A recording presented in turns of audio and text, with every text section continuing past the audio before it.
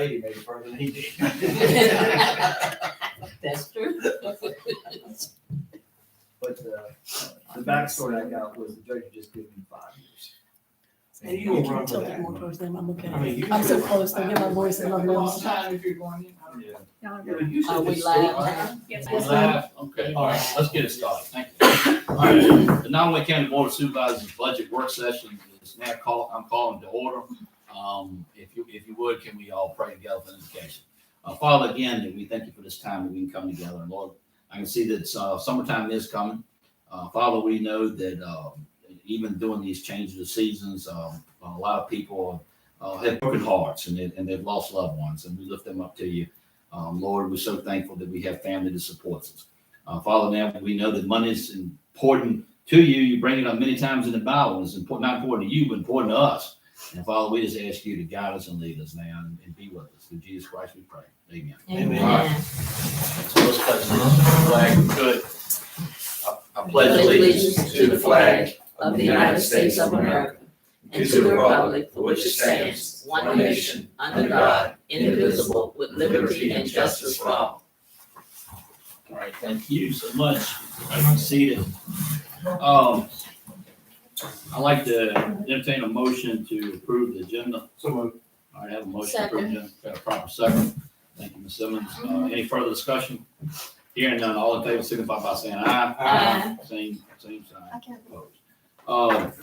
Before I turn this over to Mr. Costin, I just wanted to tell the board some of the direction that I had asked him to do. And so I've asked him to put salaries off to the side right now as far as employees, so we can kind of get into operations, and he'll discuss a little bit about that.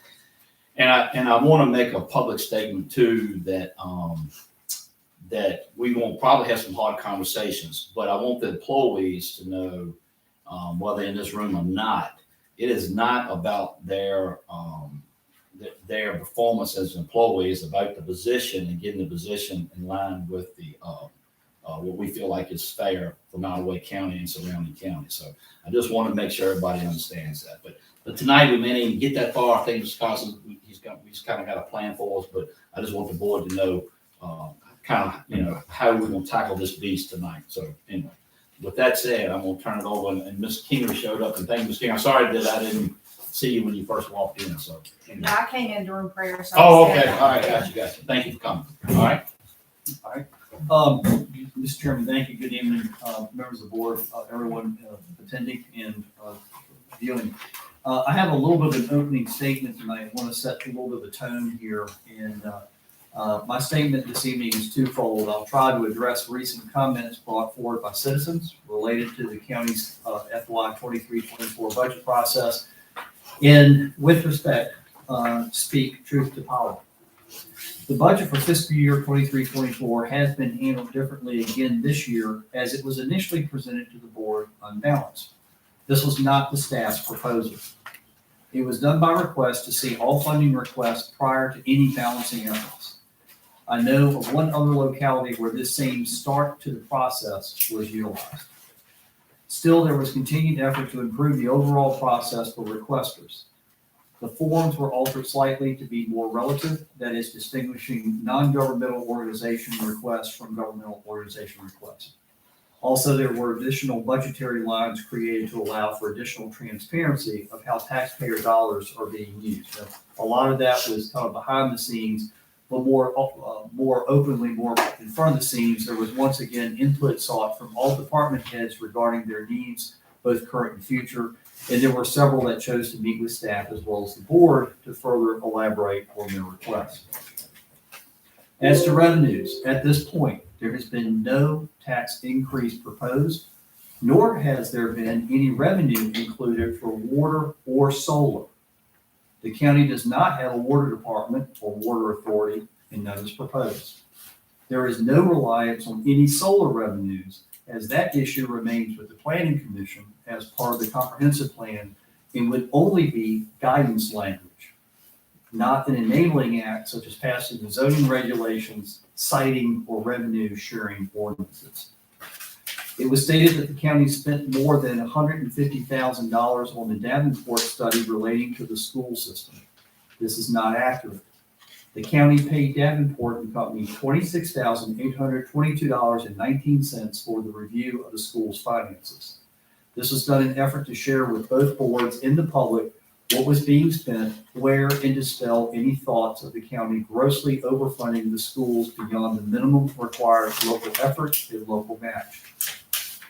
The study compared Nottoway to the like counties in the region and showed, among other factors, the required local share median to be 106%. That is, 6% more was given than required. Nottoway was at 102% in 2023, where the comparative low was 98% and the comparative high was 150%. All that information can be found on page 15 of the document. Admittedly, prior years were as high as 123%, but starting in 2021, the percentage fell into the single digits. That information can be found on page 7 of the report. Also, end of the year true-ups was not offered until last year, and those savings reclaimed. That is, they were not distributed to the school system. Now, to directly address legal fees, there's no argument that they have been exceptionally high for FY23, and there's an abundance of reasons for that. Litigation.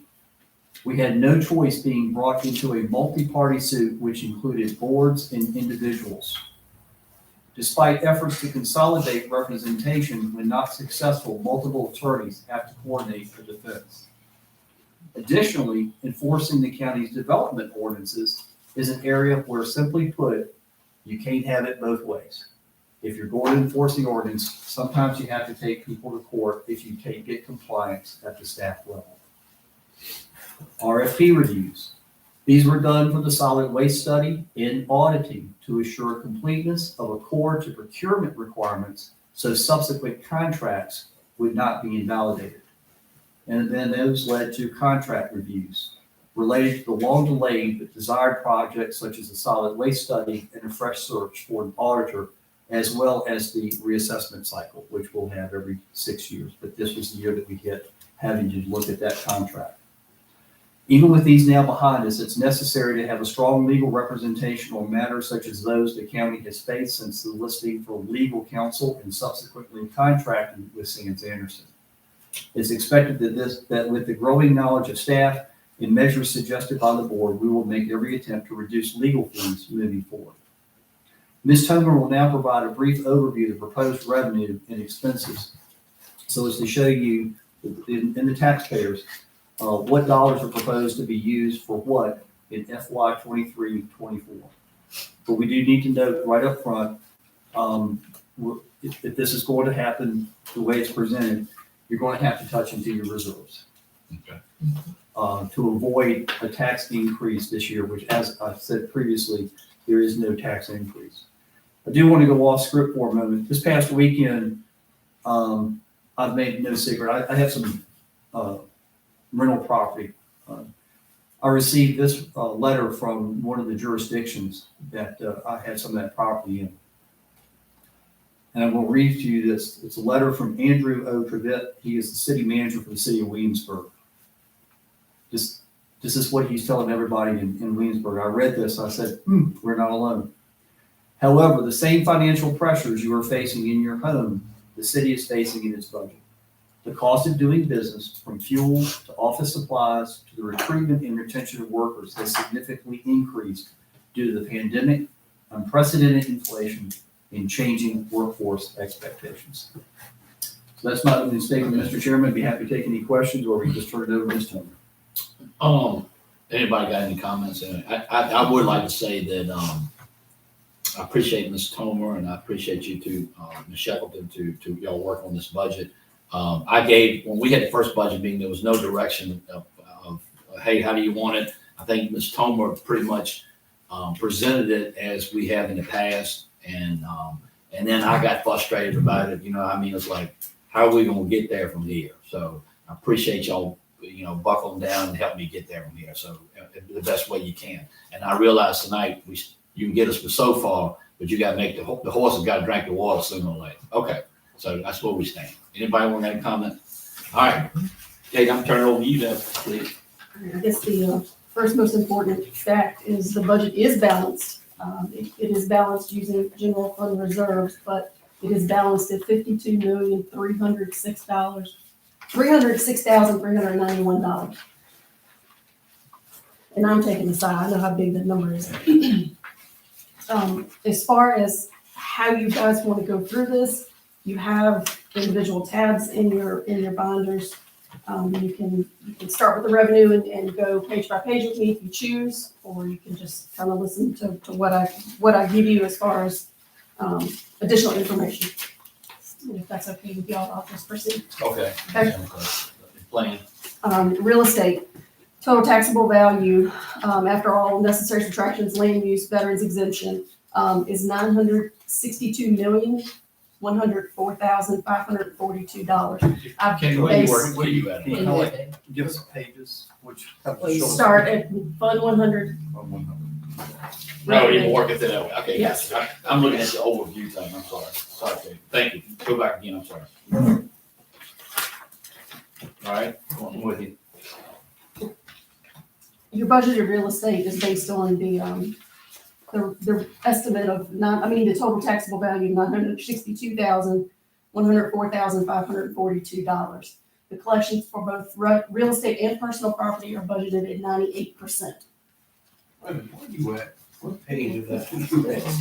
Fund 100, the first tab that gives you Fund 100 revenue. Right there, should be right where you are. Okay, first tab. So what you're reading is not on this, what we're looking. No, I'm just giving you side Oh, information, okay. sidebar information. So value again, 962,104,542. Last word. 542. Say that again, Kate. 962,104,542. That's right. Yes, ma'am. That's, the tax rate remains at 48 cents per hundred evaluation. As far, and if you just want to flip with me, it may be easier. For minerals, the county currently only receives revenue from the Berkeley quarry, as the quarry that's being started on 49 gets in use, that will change. Next page, public service. These are obviously taxes assessed on companies providing public service such as electric, water, gas, telecommunications. Personal property. So the commissioner is not completely done. She still has about 20% of the assessments remaining to do. With that being said, the numbers that I have here are based on tax rate remaining at $3.15 per hundred evaluation. The current taxable value after, again, veterans exemptions, and taking into effect a between 40 and 45% PPTR, your value is $3,705,867. And again, that's being budgeted at 98% of that. We'll lock down the PPTR as soon as she gives me the call that she's completely done. That will fluctuate the personal property amount slightly. I'm not sure that it will be extreme, but there will be a slight increase in that amount. Mobile home, pretty straightforward, as well as handicap vehicles, motor vehicles, specifically equipped to provide transportation for handicapped individuals. That tax rate remains at $2.35 per hundred evaluation. Aircraft, the current taxable value is $251,647. And I know this is a lot. I will gladly make a copy of this for you all when all is said and done. The tax rate remains at $1 per hundred evaluation. You have your emergency services vehicles and the special rate you also established for which should be single primary vehicle used for the volunteer service. And that vehicle has a rate of $1 per hundred evaluation as well. Your late filing penalty, of course, you will see a drastic reduction, due wholly in part to not assessing the late filing fee on passenger vehicles anymore. That late filing fee will still apply to aircraft, business property, mobile homes, and machinery and tools. Machinery and tools, the tax rate remains at $1.35 per hundred evaluation, just for, educational. It's machinery and tools used in manufacturing, mining, well drilling, radio, television broadcast, dairy, dry cleaning, service industry. Your penalty and interest, this is different from your late filing fees. This is primary to collections of taxes. And of course, the treasurer helps provide these estimates every year. The recordation taxes, there's taxes imposed on every deed that's recorded, every will that's recorded, that's set by code. The tax on the will is currently at, for every $100 of value, a tax of 10 cents is imposed. And local sales and use tax, that figure is based on estimates annually by the Virginia Department of Transportation. We typically would not budget 100% of that, as again, they are estimates. Your business license, that's pretty straightforward. And let me say, just sidebar here, the commissioner and the treasurer have been immensely helpful, just like they were last year. So I want to put that out there. I appreciate their help. Christy gave good advice on the revenue for the business license. Your vehicle license fee, these funds are used to offset the cost for operational contribution for your volunteer emergency services. They're $25 per passenger vehicle, $16 per trailer, and $18 per motorcycle. Hotel and motel room tax. County only receives lodging tax for a portion of the Rich Inn, which everyone knows is located both inside and outside of the corporate limits of the town of Crew. Animal control, pretty straightforward. There's grant funds that are budgeted. I tried to do that throughout to eliminate a great deal of the budget adjustments you all have to consider throughout the year. There's funds we know, essentially we're going to get, and I've tried to accommodate those in both the revenue and expenditures. Dog tags, of course, go on sale November 1st. Single tags at $10 each, and kennel tags at $50 each. Permits and other licenses, no changes in those, in that fee schedule. That's pretty straightforward. Your building permit collections, obviously, building growth in the county is good for county business. That's where we get our building permit collections from. Your court fines are fines and fees assessed by court orders. And the courthouse security fee, we're proposing to change from $10 to $20 as allowed by Virginia code. It must be done by ordinance, and that has been prepared for you, and there is a copy in your book for your review. The revenue from use of money, interest on bank deposits, no explanation needed there. Revenue from use of property. So the county receives rent from the United States Postal Service at $556.67 a month. We receive rent from the Department of Health, $1,087.50 a month. And DSS rent is monthly at $3,126. The sheriff's fees on the next page. I've been here 21 years, and nobody can give me any other explanation, no matter who I ask, other than it's just the way it is, and the amount never changes. So I can only tell you the way it's always been told to me by every department.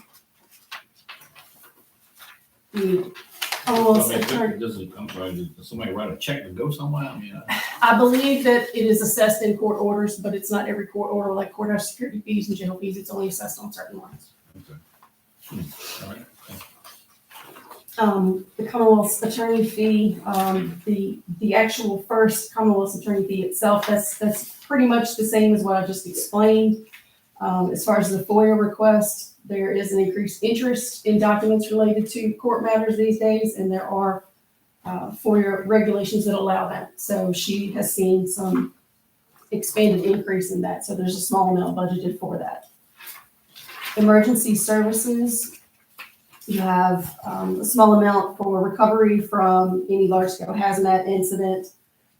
The state pass-through funding for both the fire programs, aid to localities, and the Office of EMS, for life, aid to localities. We've been very successful through VDM to get the LEMPG grant annually, so I do have that budgeted as well. And Mr. Hyde is currently working with 3 hazard mitigation grants. We will bring those to you. Hopefully that will be successful. The sale of maps publications, that is specifically what it says. Sometimes people ask for copies of subdivision ordinances or land use maps. That's just to accommodate those small funds when they're received. And the next page is your recovery of advertising costs from delinquent tax collection.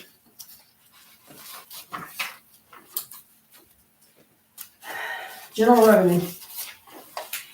So you see the big figure of $4.5 million. That is $3,551,000 for both the animal shelter and the public safety radio system. The remaining $1 million of that is being proposed to balance the budget. The $3,551,000 would ideally be returned to the general fund with any debt service that the board chooses to seek in the future for those projects. So it's still $3 million for the shelter and how It's much? 2.7 for the shelter and $851,000 for the public safety radio system. We need, $851. we're gonna have to make some decisions tonight on that. Okay? And what that,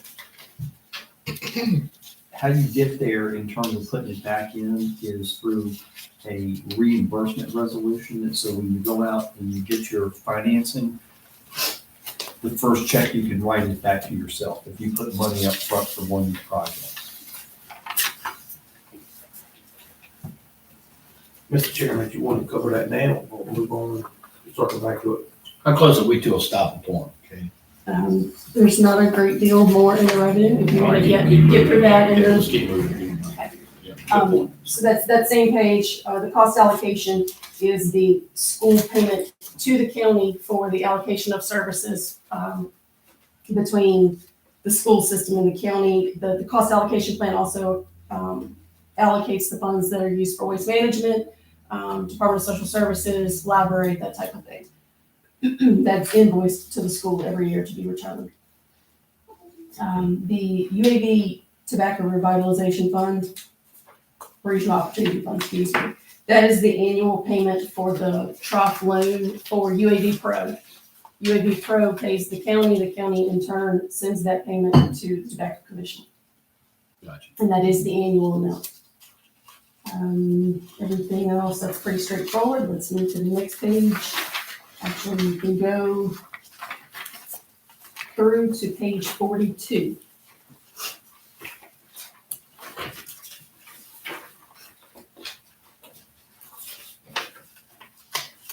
Is there a page 40? I know we're going to 42, but is page 43 missing? So what we did, because it's such a large document, there are pages that literally just have a category heading, and we have those removed. So that's what you'll see as far as the break-in page numbers. And none of those pages look like, zero this year, but something the No. prior year. Okay. The Commonwealth Personal Property Reimbursement, that is of course the annual amount received for the Personal Property Tax Relief Act. The commissioner tries her best to stage the relief amount the county gives as close to that as possible. Everything else is pretty straightforward. The grantor's tax is just like I explained for the recordation of wills. There is 25, that rate of tax is 25 cents on every 100 of fraction consideration in the deed. And then the rolling stock tax, of course, is a state tax, rolling stock of railroads, any freight car companies, motor vehicle carriers. And that is based at a rate of $1 on each 100 of assessed value. The next few pages are your constitutional officers and your registrar budgets. These amounts budgeted are the maximum reimbursement allotted from the compensation board respectively and the State Department of Elections.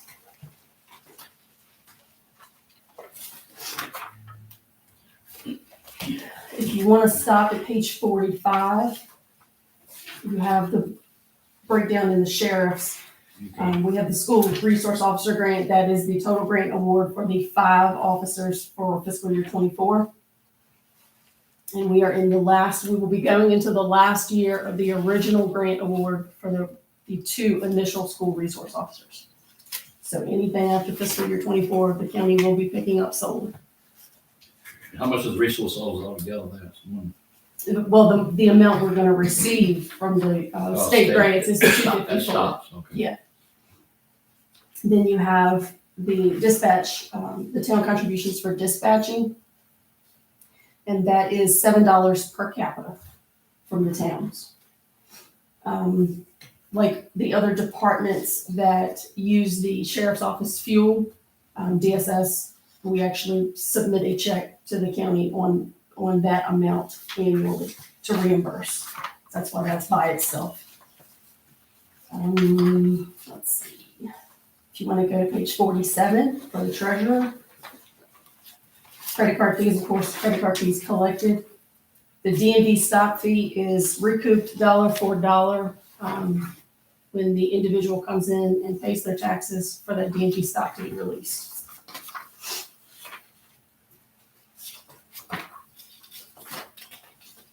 Page 51 is your public assistance funding from the state.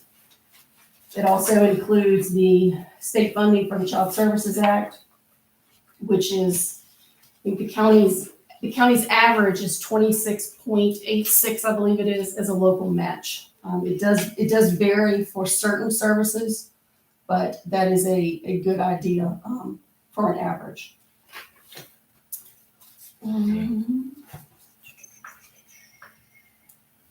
The administrative allocation is as well coming from the state. There is no match required for that amount. We use that to offset the cost of the administration of the CSA program.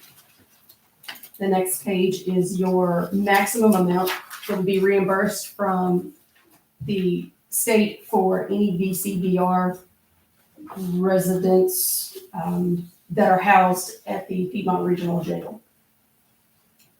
The BJCCS grant is the Juvenile Community Crime Control Grant that it's essentially pass-through funding. The county is awarded the grant, and the Ms. Johnson at the detention center facilitates that program on the county's behalf.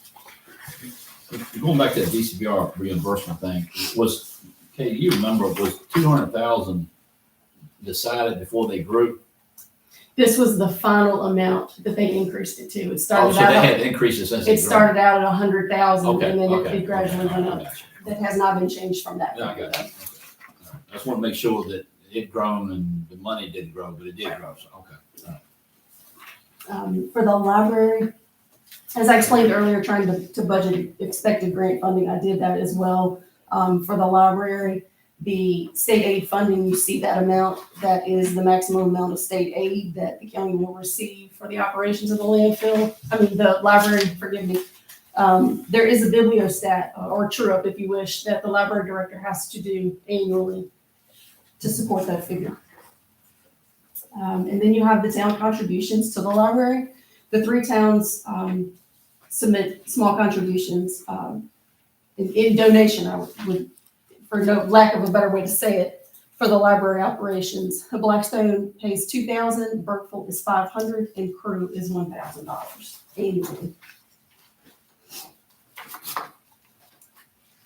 Your last in the general fund revenue is your interfund transfer, which is one of the 4 spots that the local appropriation to the schools is placed in the budget.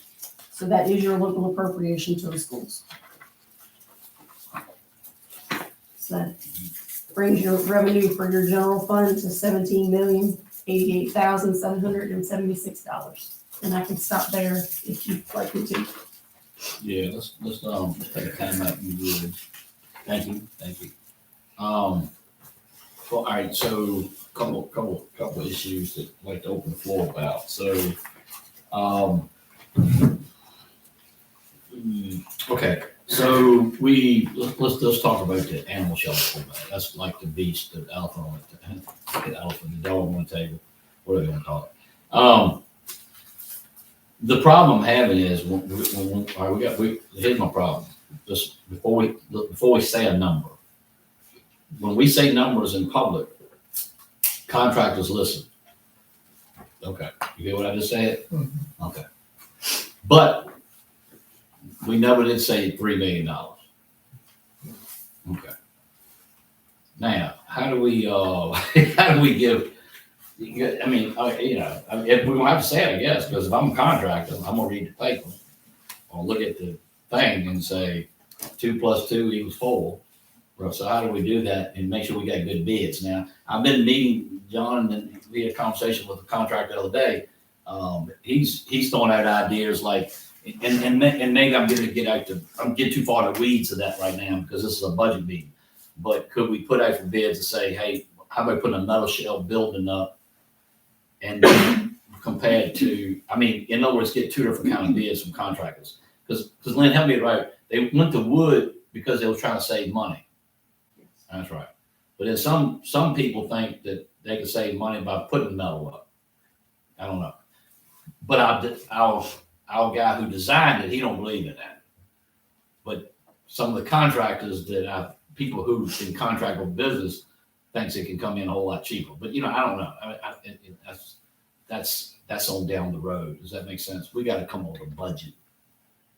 Mr. Chairman, to your point though, this amount that y'all put in there, that 2.6 or 2.7, that's in and out, and even if we took that out, that doesn't reflect in here anyway, correct? As a revenue, because it's in as a revenue And expenditures, so if you took it out altogether. It doesn't change just the be a wash. balance of the budget. So correct me if I'm wrong. No, it does, excuse me, John, No, you're right. I'm listening to what you're saying. Yeah. It will, the whole budget would be down lower. Correct. It'll go down like 2. Is there Yes, sir. any benefit, I noticed where some counties will have a separate capital budget, so that the capital, like, I guess there are 2 things we're looking at tonight.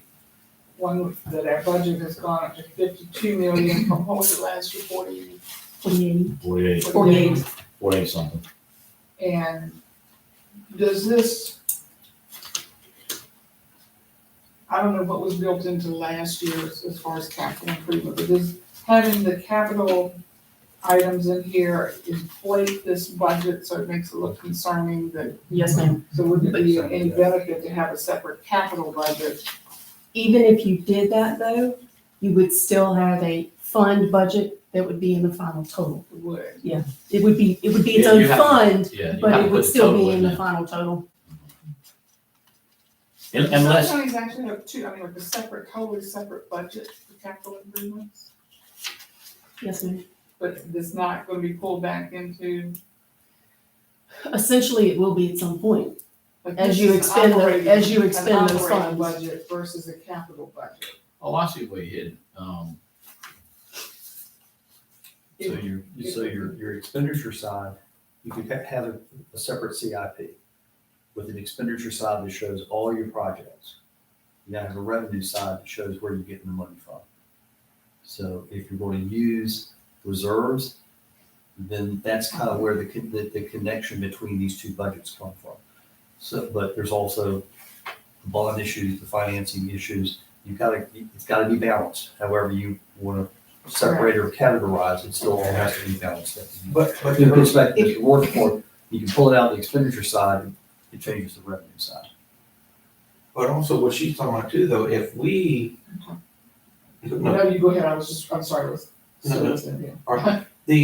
But to her point, if we set over, like she says, the capital expenses away from operational expenses, then your revenue side on your operational expenses would be over. Right. Could we not then use those additional revenues to balance the operational away from the capital? Is that right? Or did I confuse myself? So if you removed it completely Yeah. out of the operational budget that you're looking at, that you adopt every year, and you put it into a CIP on its own, it still has to be an appropriated budget in order to receive those funds and expend those funds. It could be adopted separate from, if I have this correct in my mind, it can be adopted separate from the operational budget, but it is still an action of appropriation by the election body. So something that we haven't, okay, tell me if I'm right or wrong, but something that we haven't done very well. Let's just pretend let's go 5 years ago. Let's say 5 years, we budget capital money. Let's just say we decided we put $100,000 over there. If you put $100,000 every year for 5 years, I should have $500,000 sitting there. Right? And the way you do that is to move that money into a separate fund. That's kind of what you should do. Yes. I just We wonder, haven't ever done that. I'm sorry. We haven't done that, right? No, it's been suggested in years past. I just wonder if it's kind of confusing to intermingle the capital money and the operational money and having it segregated. Well, what happens is if we say, well, we gained, so it looks like over 5 years, we gained $100,000. We don't put nothing anywhere. You hear what I just said? Correct, because it But remains in then the general public fund. says, well, you That's gained right. $100,000. No, well, darn it, man. We kept it in the general fund. We should have stuck it over here. We would have gained it. That's correct. Are you with me? That's what we get a lot of times. People say, well, you gained $300,000. If we are supposed to put 100,000 or 300 in capital outlay and it didn't stay over there and it stayed in the general fund, it does look like we gained it. But you're not spending it either, so that's. Right, Cliff? Right. As long as you don't touch it, or as long as you keep it dedicated in that fund. I'm not trying to put a wool on the public's eye, but we got to figure out how we can look. You can establish the capital fund, move the funds that you want to establish that with out of the general fund, and then you wouldn't appropriate that fund balance or any part of it until there were expenditures to be used. Well, So it would just sit there like the school's textbook fund, those types of funds. The Okay. asset forfeiture fund is the same thing. So, I mean, wouldn't that start by simply separating operational and capital? It would, absolutely. And that's, We're gonna have to do that. We're gonna have to separate it. Should have been already So separated. now I'm going to ask the question, I'm almost going to put the question out there. So and I understand your focus on animal shelter and the communications, Right. but you've also got requests you've got requests that come in from the fire and EMS community and the school system. How comprehensive do you want this CIP?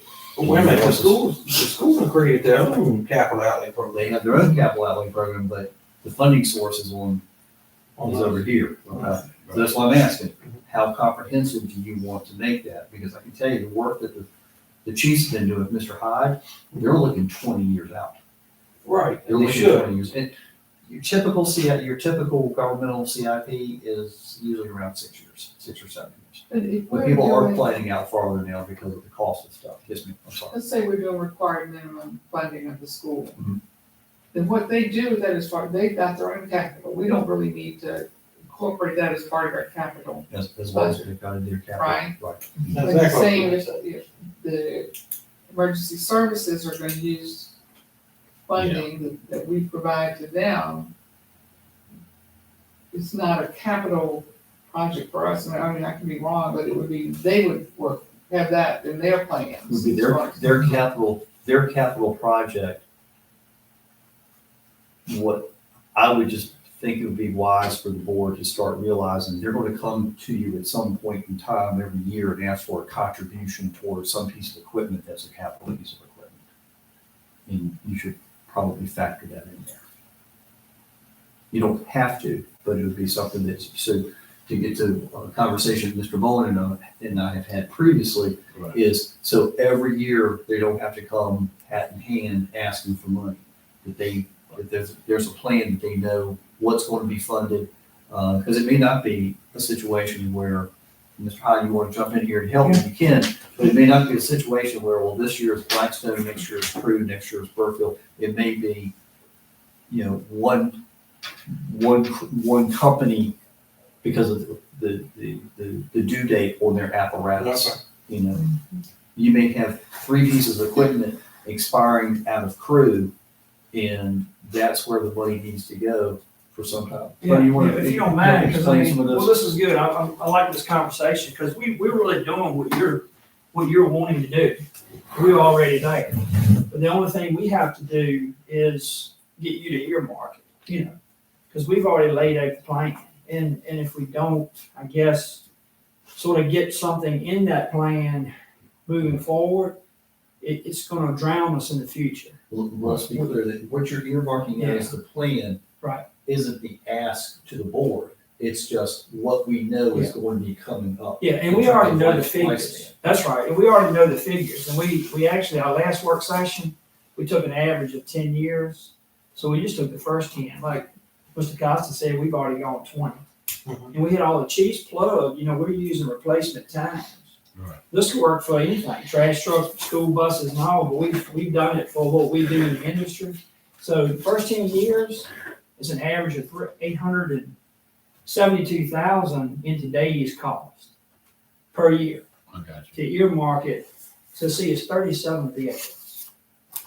37 vehicles total. And that sheet, I think I might have supplied it. Did I supply it to you all? I know we have it. I know we've been working it. Well, one of those parameters is what do you want to call a capital project? I think we would use 100,000. 100,000. So what you're saying is, you have a, let me to help me, the Steve Owens brain. So we call this the capital, let's say this is operations and this is capital. You're saying you can take capital and break it down and say, so much is gonna go to emergency services, so much will go to the animal shelter, and so much will go towards the school system. But see, if we do the school system, we're pretty much dictating what they gonna get. And see, I don't wanna do that. And Does that, I'm probably just simple. I get what you're saying too. But I'm thinking if we earmark and say each year we're going to make our contribution, we're going to fund emergency services. But if y'all choose and to take it and say, okay, some of this is going into capital projects, it's not our capital project, it's yours. And I'm just thinking we can fund emergency services, then let them choose what becomes in their plan. well, yeah, and, all right, so, no, but, all right, Lynn, so look at this, let me just, I'm thinking out loud, okay? Over the years, if the school system had given us the money back, instead of us sending it back to them, we said, let's put it in the capital fleet fund. Man, that's sitting there waiting on you when you're ready to do something, you with me? Remember last year they told us that the extra money would be used for capital improvement. But I don't, that goes in that budget. So the previous year, the board did, the 2 previous years, I believe, the board did authorize the school to utilize any remaining funds at the end of the school year from their fund balance to be used for capital projects. This past year, you all did that contingent upon the Davenport study of their finances. Okay. All right, let me get this brain wrapped around this, because I think if I'm understanding what Ms. Shackleton is saying, that to me is trending in the way I think we should go. All right, Steve, let's just go back and say, okay, let's say we're doing per structure, the new funding for, fire and rescue. Okay. Okay, let's just pick a number. Let's just say it's $20 per structure for a house, okay? Okay, I get you. All right, that's a new revenue stream. That revenue stream is now going to them. Those departments should take that new revenue stream and start planning their capital projects for the next 20 years out. That's what instead of asking us you go 3 years, don't ask anything, but on 4th year, I need $2 million. I mean, that's kind of that's kind of what you're trying to prevent. Well, the plan has been pretty precise and all the heads, you know everyone, all the chiefs. It's been some really careful planning. The issue I think they have is that those trucks are approaching $1 million each. So I get you. when we do figures that we've seen in the history, those won't make it. Right. They won't make it in the future. So getting it right, like moving forward. But I know you're looking for a revenue stream, and we also have addressed that issue too. We just will have to make decisions on how that revenue will come. Right. Okay, so that's one end of it. That's finding that revenue stream. But to the other hand, if I'm following you right, Ms. Shackleton as well. All right, if we are doing the required local efforts and the required local match, and the school system it is, not emergency, the school system, it's now finding money to settle on the capital improvement plan like they have in the past, okay? Then why put additional fund into a capital project if they've got money left over? And here's to my point. Here recently, if my figure is correct, retention bonuses discussed at the last school board meeting, 301 people, employees, times 1,500. If my math is right, that's $451,500. There's 22 of them times 100 times 1,000. That's $22,000. So total $473,500 in retention bonuses. So close to half a million in 1 year. So I think they've got money to start to continue. I think they got so many, I mean, I think they got so many vacancies that that's. Salary savings. Right. But either way, where should that be going? I mean, we can't tell them what to do with it. No. But I mean, when you're talking $500,000 and All right, let me ask this, let's make easy numbers, all right? Y'all help me out, because we gotta get past this beast tonight. All right, let's put Mercy offside, let's go back to the shelter, just for 1 minute, if we could talk about it. And stay right there, buddy, you're fine, don't go away, you're good, we might come back to you in a minute. Right. So let's say we borrow the money, go debt service. And next year, we don't pay but $200,000 towards the animal shelter. You have to keep that in that capital budget, right? Now, we could put 300,000 in it, and then you could pay 100,000 towards principal if you have a good year, right? You see, I'm asking, if we know we're going debt, and we're not gonna pull $1 million out of general fund, why don't we just budget what we think we're gonna the payment for the pay? year?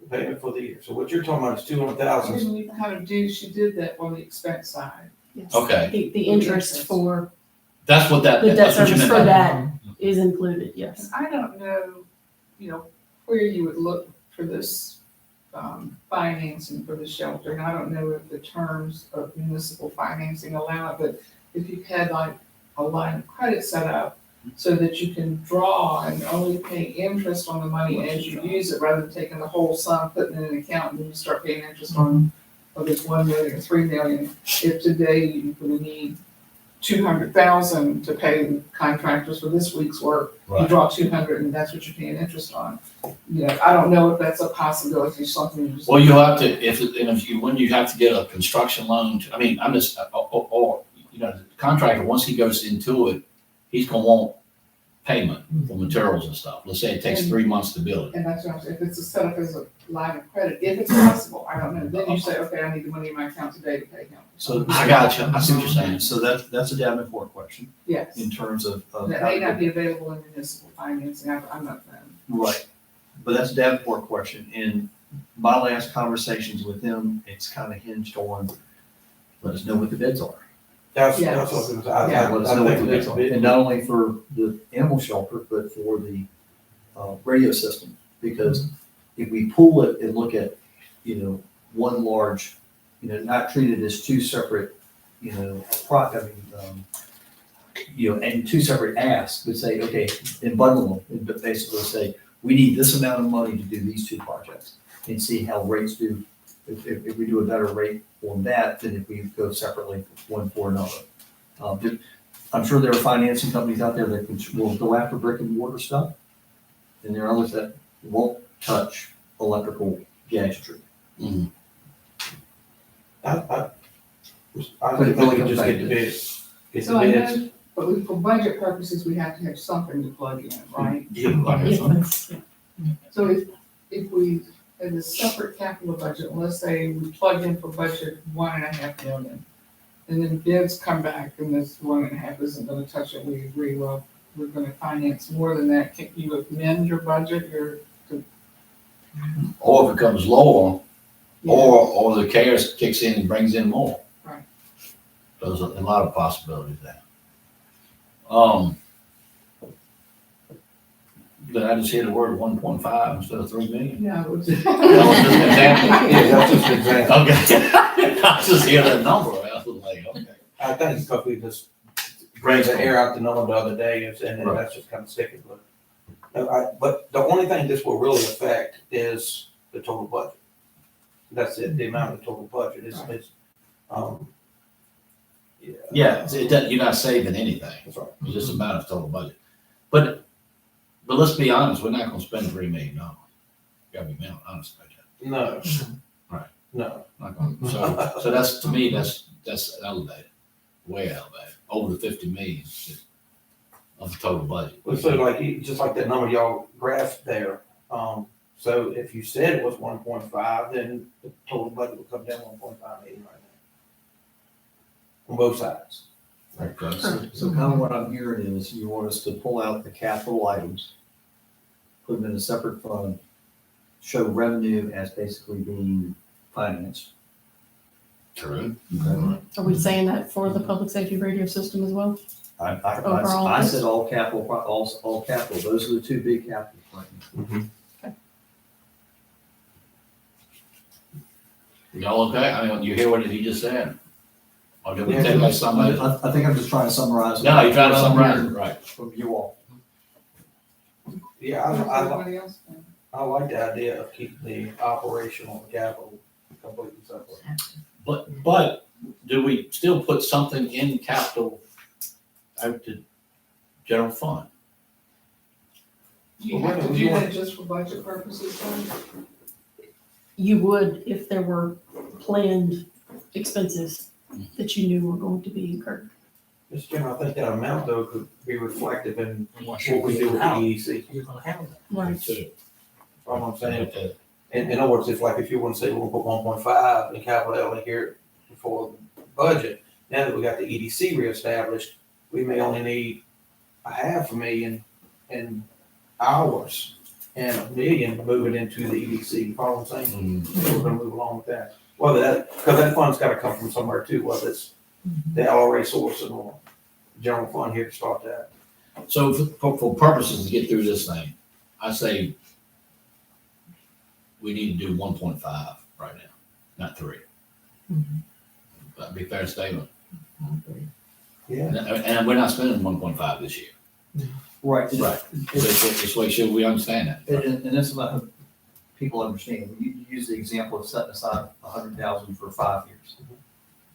At some point in time, that capital becomes operational because you're going to spend Sure. it in order to do the project. So it That's right. becomes operational. That's just a budget amendment during the course of the year, right? After we'll probably. Or when you're setting up your budget, you say, hey, this is the year we're going to take this $5 million that we saved, and we're going to move it from capital to operational. So your expenses, whatever it is that you're doing with the $5 million, Gotcha. but your source of revenue is coming over from the capital side that you've set away.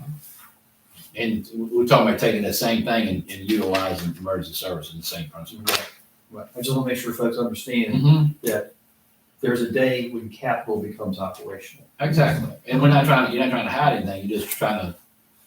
We're trying to be good stewards over time.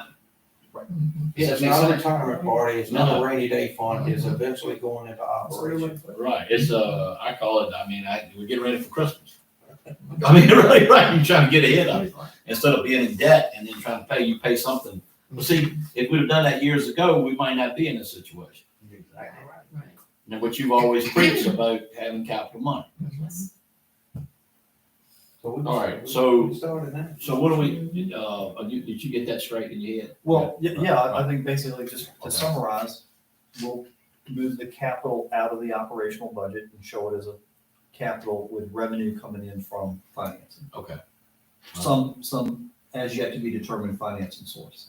The radio and the shelter were the only two capital expenditures in this budget. Yes, ma'am. But Well- you're saying emergency services too. That, well, we kind of put that one off for the time being. But and again, I want to define what we've kind of like, we weren't using cars or vehicles or anything like that. We were going for the big ticket items. So, some people would argue that buying a couple of cars is a capital expense. I don't see it. So what are you looking at, if you wanted $1 million fire truck? Are you saying, that would be a capital, if the county's gonna fund that whole $1 million purchase? If the county were going to do the whole purchase, yeah, that should be in there. But what I'm hearing is, no, that's not the plan. The plan would be You're for us just to make making a this regular contribution. contribution. Well, if I could, and I mean, you started a really good thing with, 200,000 Blackstone last year and then 200 to Crew this year. So we've already seen a sample of how this could look. And its sample has been very successful. It really has. Even though we didn't call it this. But I think moving forward, we'll have to inflate that number. And I hate to say it, but 200 won't do much in the future. It'll be a smaller piece. But like Ms. Shackleton said, it's approaching 1 million right now. I mean, that's the reality. I think Mecklenburg County is buying a truck at 850,000. I think another county next to us is buying one at about 850,000. So that's 23 prices. You can only guess accurately that you're going to hit 1 million in a couple of years with the way steel is and technology is. So, and to Ms. Shackleton's point, it used to be brick and mortar, but rolling stock at $1 million is unheard of. But it's true. We could buy houses for $1 million before. Well, and so we're not, so you're giving us some kind of idea about it. We're not doing it this year, but what you're saying is that helps us, like if we say, if somebody says we got 15,000 dwellings in Nottoway County, we can figure out how much the tax on that, how much each dwelling would be earmarked for that to get some kind of idea of what our emergency services could survive. And I've already worked the numbers up for you. Right. I'm ready whenever y'all want to have the conversation. I've worked it up both with Ms. Hudson. We've looked at land only. We've looked at land and buildings. We've looked at buildings only. And we've also looked at personal property. So in the Code of Virginia allows you to tap, a variety of things. And we'll line a work session up for that. Right. You can have a special tax. Excuse me. We've worked that, I'm sorry, we've worked that up just to look at already, if you needed to, if you wanted to. And that's fire and EMS. Yes. Code of Virginia is now addressed, they did a cut and paste, fire was first, and then the Code of Virginia. Took Yeah, that language and I made just EMS. wanted to make sure everybody knew we're talking And that's not what- just fire, but that's- fire that's- and EMS. That's what Prince Edward's uses at EMS. This would be in the form of tax, right? It's a levy on, Love it it. can be, it So can is be on real that estate. part of what and we're saying, personal there'll be property. so far no tax increases built into this fiscal year budget that we're, so do the following fiscal year that you look at that? Right. So I've had constituents already here in our conversations in here. So I've had one call me the other day and said, I disagree with you, Steve Bowen. I believe you should put the tax on the car. I said, I don't know. I said, by code, I don't know if we can tax the car twice. You with me? We got a sticker. You understand what I'm saying? So you can't, people don't like to hear what they want you to do it a different way, but you with me? But the code of Virginia ain't gonna let us tax the same vehicle twice. I don't think that's. You got to, I know what you're talking about, supplemental tax, because you, hit it for personal. We can check into it, but I'm just telling people like, I don't know if you can do that anyway. Because people don't agree with the dwelling thing that I said. Mhm. It's a debatable issue. We gotta listen to what the public says. Well, But the bottom line is, we gotta find some revenue. If you're good, Mr. Chair, what we found out in our chiefs meetings is we looked at the figures from the Commissioner of Revenue.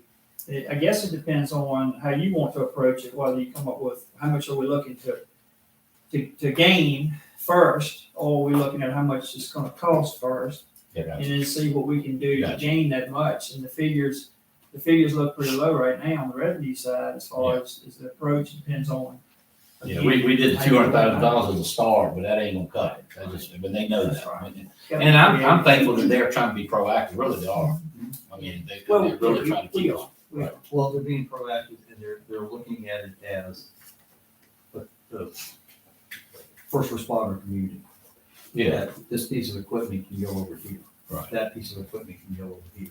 They're looking at it very holistically. This community's getting old. Emergency services are going to continue to be more It costly. is a county resource. I mean, it may not be a total ownership, but it's a county resource, just like we saw with the aerial truck. So it's gonna go anywhere from Burkeville to Fort Pickett, Fort Barfoot. It's gonna run anywhere from Darville's Road all the way to High Bridge Trail. It's gonna be a resource. I get you. But to summarize, I want to just connect one more thing, that in considering this potential new revenue source, that money would be earmarked over to fire EMS for them to spend as they see fit in their operational. Yes. Only. Only. That's right. Ideally for capital, the big ticket items. Right. No, gotcha, but I see where you're headed, right, yeah, that will be there, only that, and the public, when we advertise, if that ever comes to fruition, and, you know, it needs to be advertised as such and be put as such, period, so people understand that. Can I offer some clarification to a Yes. point Ms. Shackleton was making in reference to the school's capital projects? If the school, if the school allocates capital funding in their annual budget for roof replacements, what would essentially be small projects like that, Right. then ideally that's the way they would be funded. But if the school, the letter that came out back in March in reference to the request for the security enhancements in the competition gym, that was an outright request for immediate funding as capital projects for those projects. That would be a project like that, if that was approved, that would be the county's capital expense, not the schools. I see what you just said. It took a while for my bell to ring. But see, the reason why, anyway,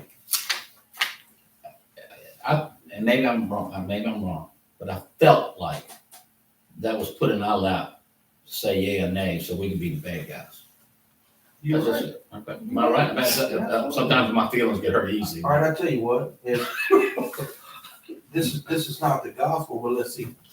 My interest rate calculator could have been off, okay? The, gym, 12.6 million. The security, 8.6. Okay? You're also something that was missed. When you start talking about access through, you gotta think about the lower windows at the schools, okay? So I just threw 1.4 in there to kind of ease it up with the security to an even $10 million. I don't think that's gonna cut it. So you're talking about $22.6 million at 2% interest. Am I right? The interest would be $452,000 a year? Just a question. Might be wrong. Interest calculator. So you need $800,000 to pay on that thing every year. If you paying them with interest at 452, That seems high, but it's very possible. that's it Very too. possible. Because remember the governor, when we did the That's a heck of a debt, payment, man. I don't know. Life has changed since those schools were built, particularly the elementary schools in 1967 and 68. And they were built so that you open the door and walk right in. Something has to be done. And I don't want you all to close your mind. Yeah, you're talking about the school safety part. I'm talking about the school I safety. agree with what you say. I mean, I get All you need is one incident. that. All right. Mr. Bowen, to your earlier statement, I want to quote something that Andrew McRoberts said. In the wisdom of the General Assembly, when school boards were allowed to be elected and not appointed, they didn't give the taxing authority. So yeah, you do get to look like the bad guy.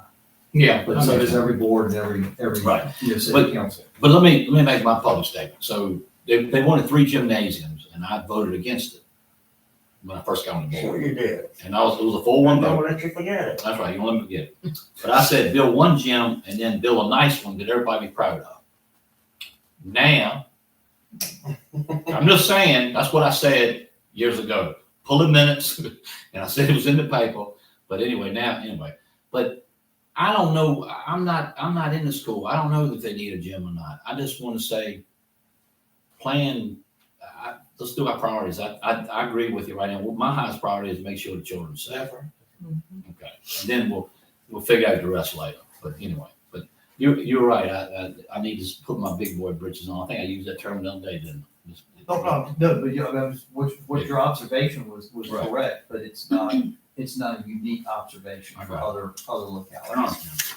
All right. Mr. Chairman, before we go into the expense side, could I just make one observation myself? With the liquidity and the funds that the county has, there could be times for these capital improvement projects, it makes more sense for you to use your funds, which are, if they're not earning a lot of interest, rather than paying interest on financing. There could be that time. If we continue to hit this general fund for operational expenses, you're not gonna ever have that option, because you would take $1 million now and then another. You're right, all right, all right. We'll be there to give you that flexibility for how. Yeah. I guess there's a fine line as to what point, how far down you can take it and still. How far then you gonna take that general fund before you get in a situation where you don't have that option? There's some guidelines out there that say, like, recommend percentages. I don't know what they are. Y'all ever seen I wanna those? say 17%. 10% used to be the recommended minimum, 10% of your budget, correct, 10% of your budget. as an unassigned fund balance. Right. The county has always been, I believe, historically been closer to 20. I believe the state watches that, and if you get too low, they kick in. No, I mean, kick in like take over. I mean, they put out a chart that shows where we were in the standings, and we were #1, which is really not a good place to be. Because we looked like we were just hoarding money in the second half. So I don't know where but they do that and show who's the lowest, and if you get put on notice if you get below that. I don't know what put on notice means, but it does affect It's that. that fiscal We shouldn't wanna be stress, put a on little notice. calendar. Physical stress, thank you, okay, that's exactly what it is. We shouldn't want to be put on notice. These are No. our kids. Right. And we're gonna do what's right. So you're talking 5.5 million, and right now we have roughly what, a little over 9 unencumbered, all right? The general fund balance unassigned, that's pretty close, yes, sir. So what, I mean, where this is,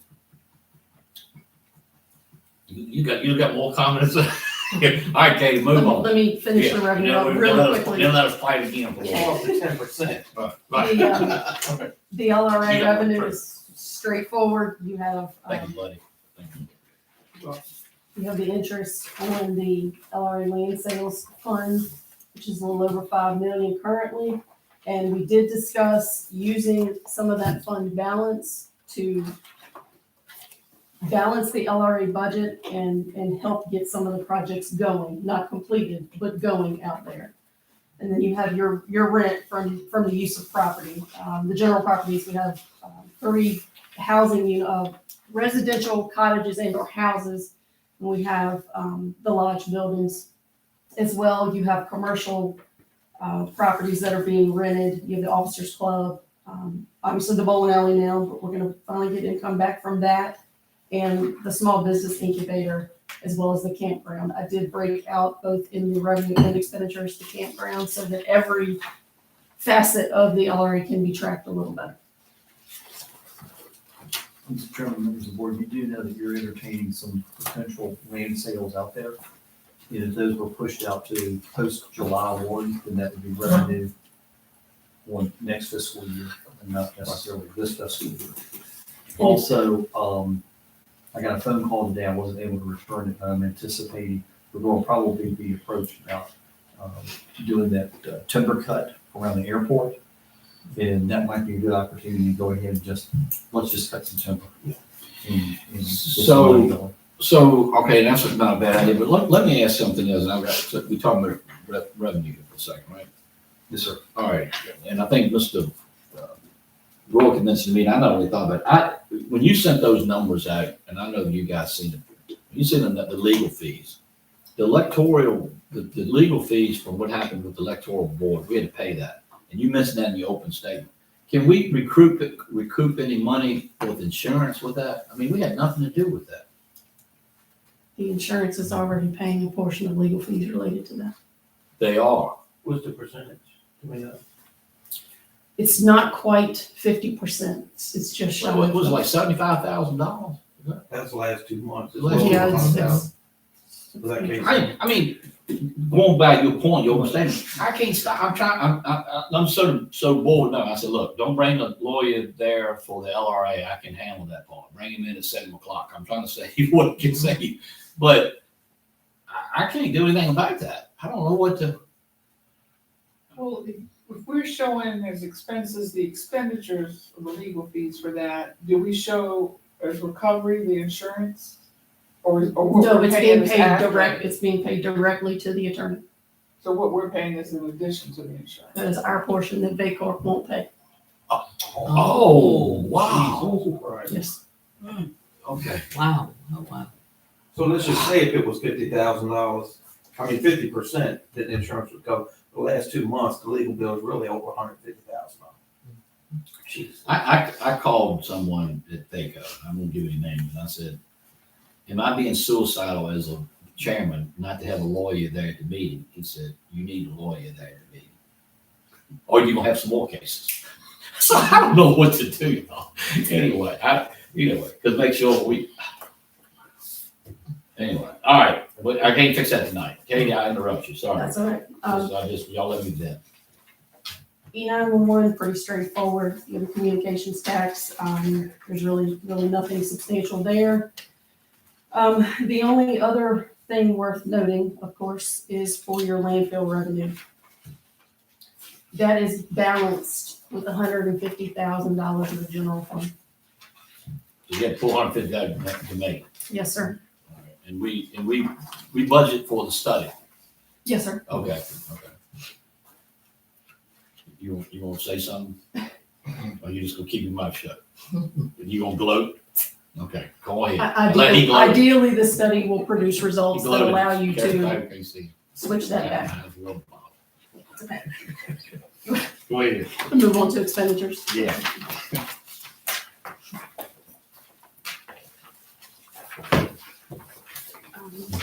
Just general information to start off with. You've got your basic fringe details, your FICA 7.65%. The county employer contribution for VRS is currently 2.41%. Additionally, for hybrid employees, there's a long-term disability contribution that's employer paid at 0.85%. And the employer contribution for the VRS group life insurance that this board chose to assume financial responsibility from the employees, that is 1.34%. For all of the auto, property, and workers' compensation insurance premiums, I've budgeted that at a 5% overall increase. I'm still waiting on those numbers. We may be able to tighten that up soon. Okay, gotcha. Most all of the expenditure operational budgets contain your general expenses, office equipment, repairs and maintenance, advertising, postage, telephone, the like of those. Additionally, some do contain lines for internet and or data service, web hosting, maintenance service contracts, and furniture and fixtures. And of course, Administrator Croston explained that Mr. Bowen wanted salaries to be a separate conversation. So the discussions previously held about what the comp board had approved, as well as the potential for state DSS, and the plan that Mr. Croston had for the employees under the direct supervision of the numbers in these expenditures are reflective of those. I will just kind of hit the highlights of these. Stop me, please, if there's something you want me to come back to or elaborate on. Board of Supervisors, compensation remains at $5,000 per board member, $6,000 for the chair. We typically budget every year a small amount of funds to offset any new hires that take the county's health insurance plan. There are funds budgeted for attendance at the annual VACO conferences, and you have your dues to Virginia and National Association of Counties, as well as Virginia Institute of Government. VACO dues are population-based at 21 cents per capita. Both the National Association of Counties and the Virginia Institute of Government just have a flat fee for dues every year, and they've remained at $450 and $1,000 for quite a few years now. Your discretionary fund is budgeted at $25,000. This was obviously a direct result of trying to balance the budget. I broke out the delinquent tax collection that was previously paid from that, and it is in its own line now, so we can better track those expenses as well. When we first presented numbers to you, there was a $5,000 amount budgeted for district discretionary funds that Mr. Costin would have liked to establish. That has been removed as well. Your anticipated general fund balance, that very next page, nothing is budgeted there. That line is specifically used for any rebates or refunds that this board approves for the treasurer to do throughout the fiscal year. County administration, there is $30,000 budgeted for a compensation study, as well as we've started secure document destruction to manage a better records management system. So there's funds for that. What's that for? Records management, document destruction, so we can Okay. do things the right way.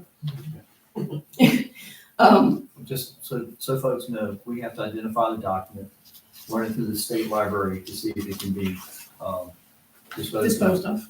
and then it gets disposed of either primarily through shredded. Correct. Well, we use steps, document destruction. Using steps. All right, and where is the $30,000? Which line item is that 30,000? Contracted services.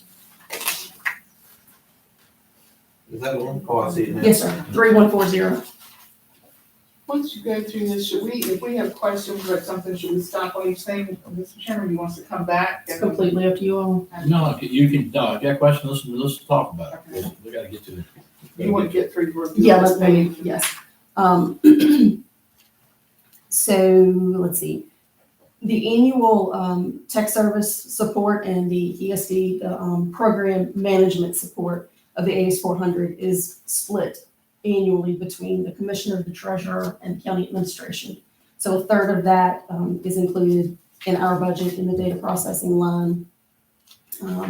There are minimal funds budgeted for vehicle repairs and maintenance because it is staff's plan to replace the van that the county currently has that is in a constant state of decline.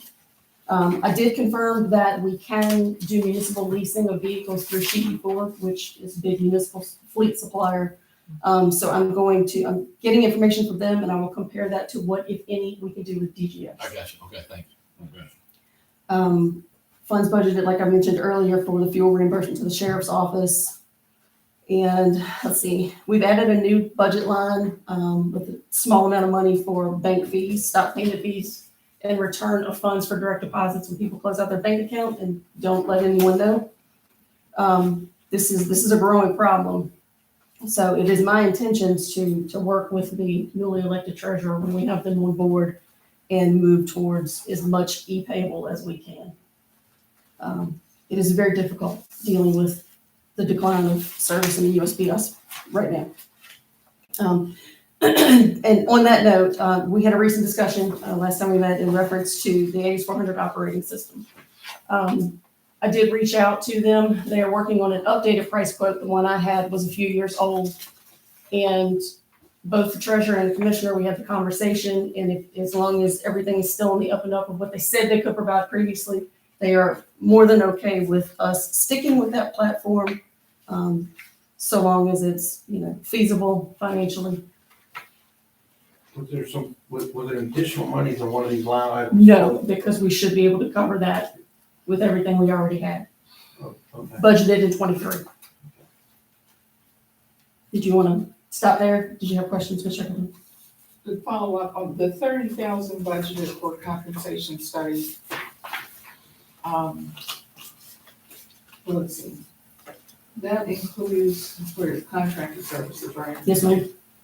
And then the other 5 is for the document Yes, destruction. ma'am. So is this, I guess, the year that we should be spending 30,000 on compensation studies?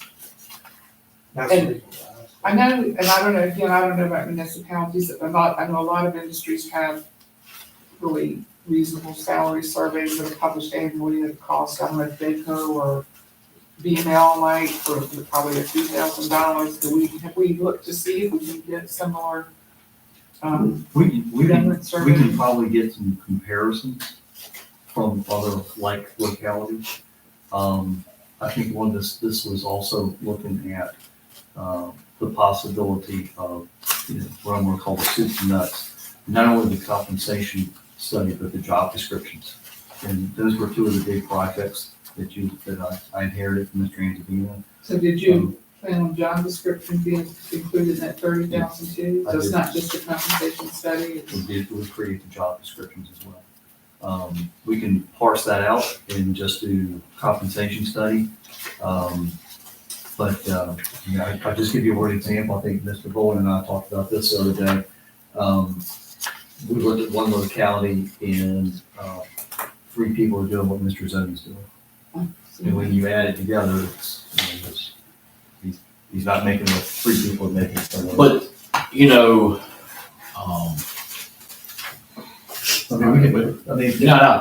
I'm hearing it, but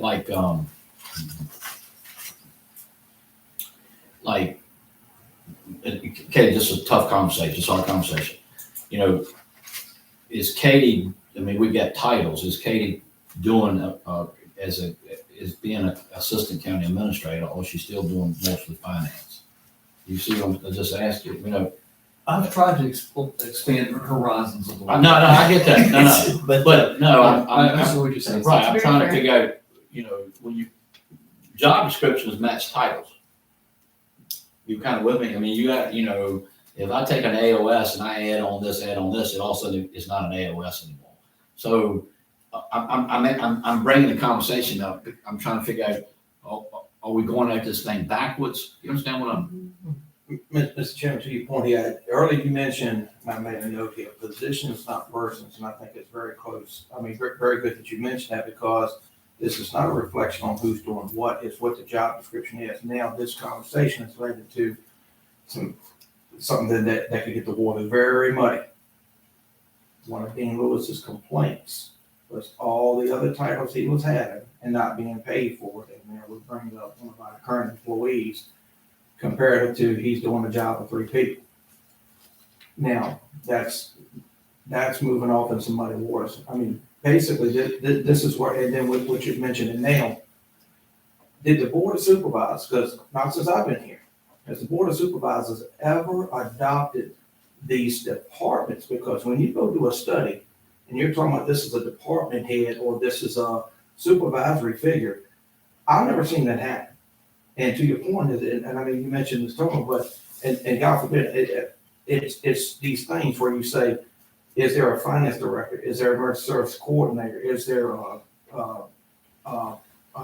planner or director or something like that?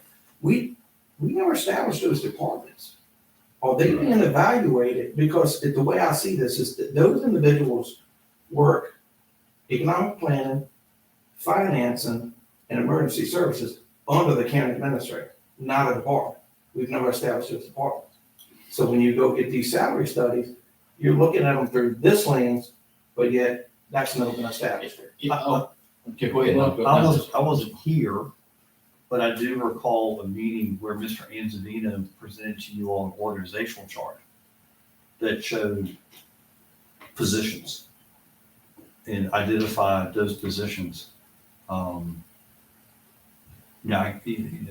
Again, I wasn't here, but those blocks, each of those blocks kind of represents a department. Right, but, yeah, and so that's why I'm going back, we're doing this thing backwards. So the reason I'm asking, let me back up. Let's say Steve Bourne, he's head of the HR department. Mhm. But I'm not supervising anybody. That's why I said you're working under a supervisor in this position here. And I mean, you're talking about, again, I just hate to pull out names, but you're talking about Logan. She's got an HR title, but she's working on the county administrator. We don't have an HR department. Now, I understand what he's saying. If an organizational chart was brought to us, that's just saying this is who is here, and this is what they're doing. That still is not a formal vote for this board to establish those departments. And does it But require? don't you have to establish that before you can look at salaries? That's I would what think so. I mean by back, I'm asking. Some of that is driven too by the Fair Labor Standards Act as to what dictates a true department head, as to whether they supervise employees, their caliber of field. Whether they're exempt, Correct. the positions that are exempt from overtime. Yes, ma'am. And they have to meet certain criteria, and one would be like, supervisory or professional, whatever. Right. But I think with what you're saying, like, I know at the bank, we have position, a certain person might be called something that has taken on all these additional duties, but we have a job description. So then we go to a salary survey that's for this position, but then we have to make adjustments. Well, this person is doing all of these things extra over this job description, so the salary's more, or this person's not doing everything included in this job description, so the salary should be less than what's market salary is. And you will face that with Well- our staff, because none of us do just one job. Well, see, what's happening with the state now, let's say we hire Katie as our finance director, okay? And I say, well, I think she ought to get 10% or whatever. It ain't no think anymore. They go, this thing called RIE, relevant years of experience. they go and look at how many years experience she's got, and it doesn't matter who she's supervising or whatever, and then that's what they say she gets paid. But this marketable, that's, this equivalent to the market. Right. They call it the RIE, and the RIE has changed the whole state system.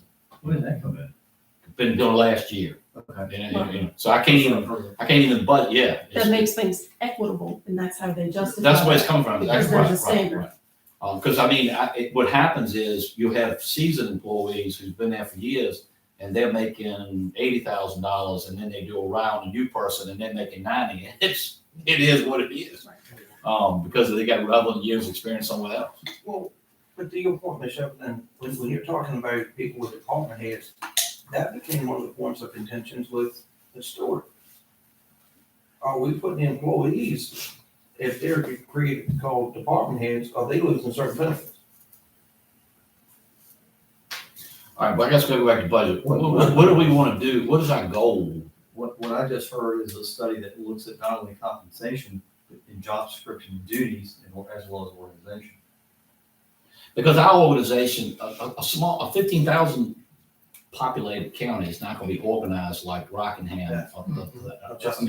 Right, that's right. I mean, right, am I saying that right? And so you are going to have, not taking away from county, you might have somebody as an assistant county administrator, but also does the finance part.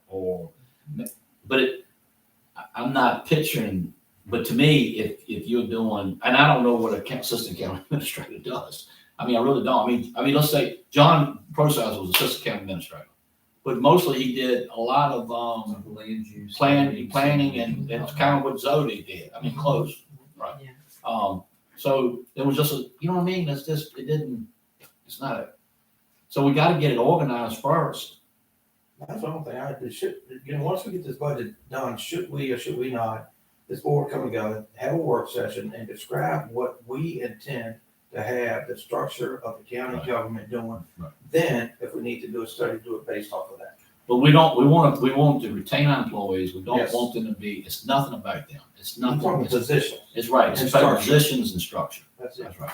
Not their performance. That's Not at all. We got good people who are doing a great job, and some of them it does, it's great. But I just want to make it, okay, so to have what you said, Mr. Costa, I believe that's right. I mean, I think we need to get But is this the year organized. for- 30,000, is this the year to leave 30,000? I mean, I guess it needs to be done. Yeah, I mean, I. So what, in the end, what do you want the study to tell us? Well, see, the thing about a study, the thing about a study is almost like you tell them what you want and they do it. I mean, what I like for them to, what other county is equivalent to us? What you're saying is, what you can go back is, can VACO give us that? Yes. And take the money out of it. Job descriptions, the job analysis has to occur. It's typically a good one. Yeah. They'll sit down with the employee. All right, so let's do that then. Let's see if VACO can offer that. All that. All right, but how about in the meantime, and to her point, I mean, she's asked a question. I know. I'm just saying, I don't think we put this money in there this year.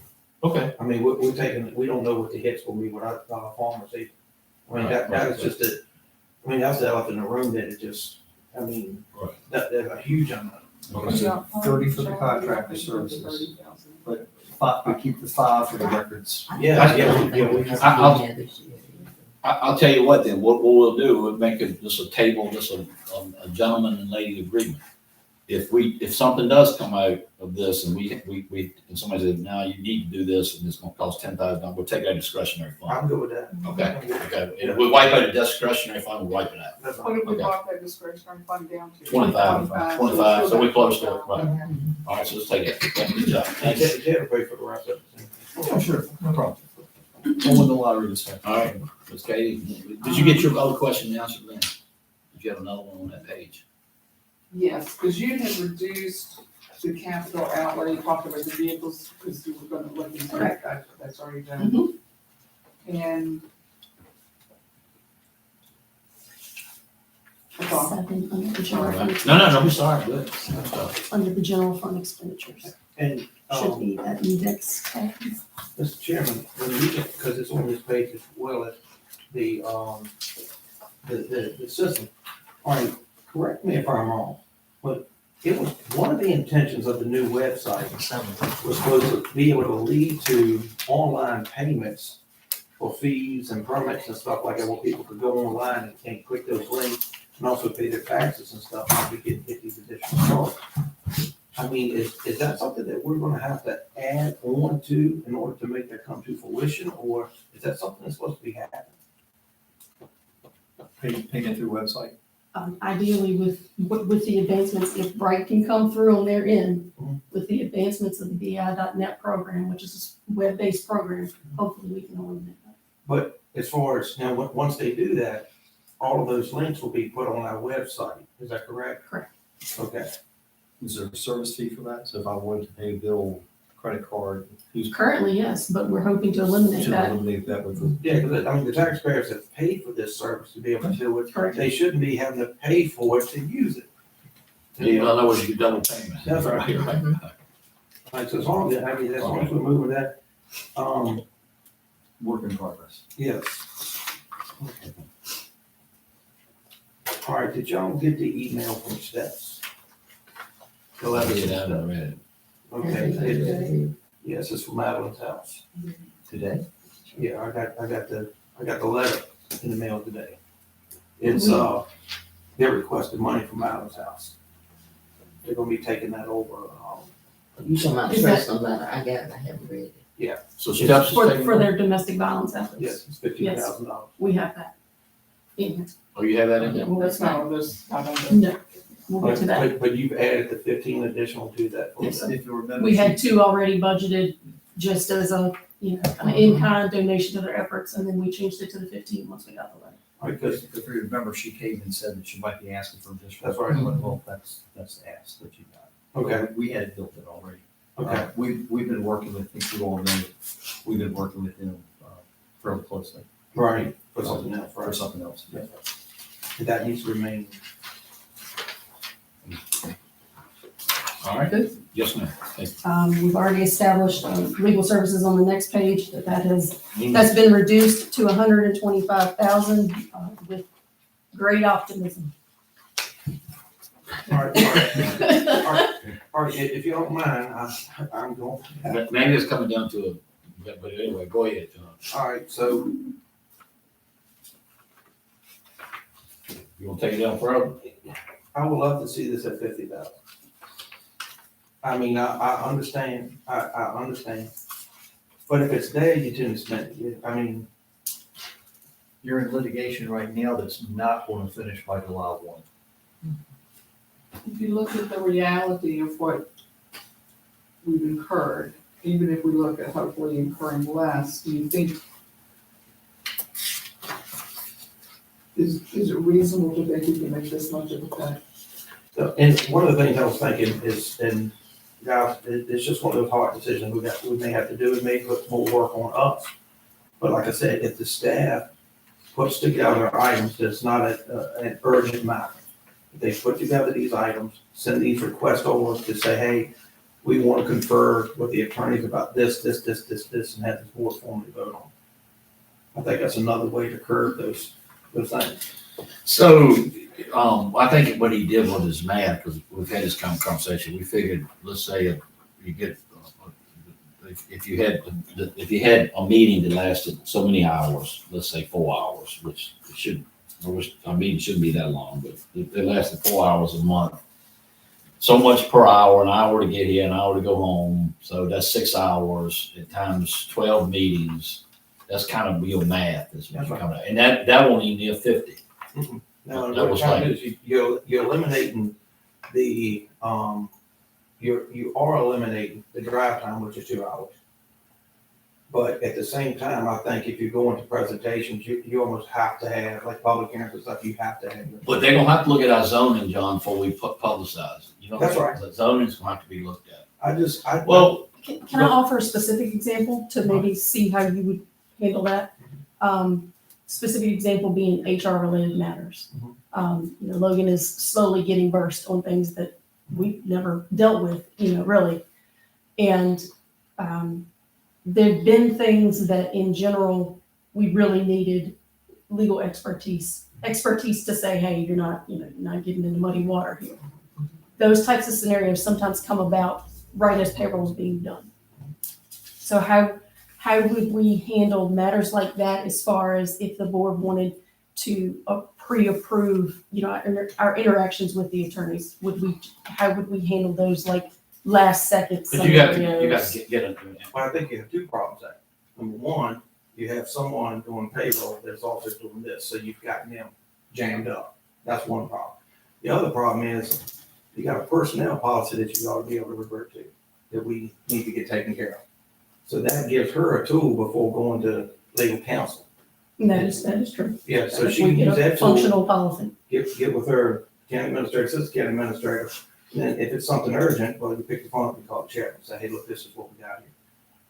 And it's not that, it may be too much oversight, but I don't know how else you can do it without additional oversight.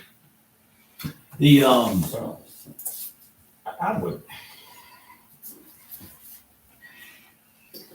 I would say leave this alone.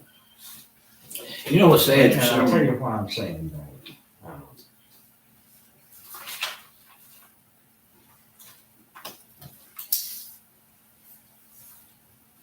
We may as well be realistic. We have people who are looking for things. And they're looking to bring litigation. And that's the way it is in the world today. Not only that, we have people very close to us dipping into this, that, and the other. And when you have that, you're gonna have litigation. So I would say leave that amount in, and what changed over the years, and Helen, you need to kick in on this one too. people have changed. But we were paying something like $750 a month Yes. for a lawyer. Yeah, but. That was it. Now you do the math, that's a big difference. Yeah. Now, it was like 10,000 or 15,000. It was, right, But it was. times have Like in changed. 2020 though, it was 3 years ago. Yeah, but. It was a $700 a month retainer, and then we billed hourly. All right, guys, all right, let me ask you this then. If we can, how do y'all feel? Because, and I hear Mr. Vaughn, and I hear you, I understand. Can we make a concession then and level this thing out to $100,000 because we had the ongoing litigation, but with the hopes Look, getting it under 50, of getting it down to 50 and then, under, oh, yes, make that a goal. And let me say one other thing too that we haven't been doing. With this comprehensive services act. Well, that's floating, that can go either way, you're right. One year you do $1 million, one year you do 700,000. What is Look, that? CSA. Child Services. Child Services, but it's like, you don't know how many children's going to end up utilizing, staying somewhere, we have to pay for it, that kind of thing. So that's a fluctuating, I've seen good years. It's a and bad. partially unfunded mandate. It's a partial. So what Mr. Well, if I I had a think, child, I think the why would I try to That's get exactly those right. services? I think John just put out the olive branch. What he's saying is, let's go to 100,000 and being really optimistic, but us working together to make sure we can show the public that we're trying to get that low or not. Anyway. Yeah, also, Mr. Chairman, what we can do is when we have these issues pop up, and we've talked about this, I can communicate in writing for a consensus opinion That's fine. and get a consensus opinion Right. that will implement. from that. And we don't email each other. We use me you directly. that's right, as long as we're not polling, correct? Right, not polar. That's right. Okay, 100.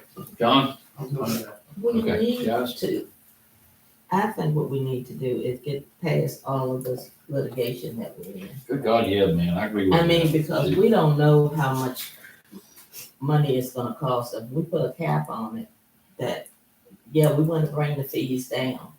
But because of all this litigation that we're in now, and we need the protection, I don't think we need to put a cap on it right now. I think we need to get past that point. Okay, so you'd rather just leave it like it is. Yeah, get past that. I mean, because right now we don't know how much longer this is gonna be. I'll tell you the truth, I wish that part of it would come out, show up on electoral board's budget, not ours. But legal fees are legal fees. Right. But, well, yeah, but Ms. Simmons, to your point there, if, even if we leave it like it is, but we're really putting a cap on it, you follow what I'm saying? But, even if we leave it at 125, that's still a cap. I just don't think we need a cap on it. Let me tell you something that really bothered me. Here we have litigation going on. And someone very close, I don't know who it was, sent it to the Courier Record and they published litigation assault that. Now, something is very wrong with someone who's doing this. And then we're gonna lower the litigation, we're gonna have more. Let's keep on doing stuff like that. You can obviously, month to month, with your consent agenda, you can go straight to Sands Anderson in there. You can track what those expenses have been for the prior month. You can certainly start getting, if it gets closer to that dollar amount, say, okay, wait a minute, what's going on here? Or it's legitimate charges, we need to, make an additional appropriation. You can certainly do it that way. If we would, let's hold it at 125, and John, we might go back to it, just if you don't mind. Just I mean, hold after that. that, then we can talk about, Okay. going down. But right now, we don't mind. Well, and things are still happening. That's Yeah. what I'm Yeah, I mean, that's what Mr. Costin's saying, but Yeah. I thought we were getting close at the end of that, though. I thought we were getting close. I don't Well, think I so. mean, you could, well, somebody used the word earlier, hope. There's hope that we could be completely dismissed, but there's the possibility that we're not. There's the hope that at the end, the county's position prevails. It doesn't keep anybody from filing an appeal up to another level. You just don't know how these things will play out. Okay, so that part we understand. But our goal at this table is we want to get down lower a whole lot more. Don't utilize lawyers unless we truly need it. Okay. The time is. All right, I got you. All right, we'll hold that right now. Thank you for the discussion, not a debate. Move forward to your fees associated with the auditing services. They are direct reflection on the newly signed services agreement. You do have page 9. Are you in the general fund expenditures? You said page 9? Page Yes, 9. in the general fund expenditures. That should be where you are. We got off track. Look in the top left-hand corner, and that'll tell you what, Look at the revenue. Page. 9. 9, okay. The only addition there, outside of the fees, are the costs associated with the turnover audit for the treasurer's office. And that is a requirement to happen. I'm sorry. No, you're fine. Is that 8,000 for one turnover audit or two? That's just for the one turnover audit for the treasurer's office, but One, if there's an interim and then there's an elective, won't there be two? the potential exists. Yes, ma'am.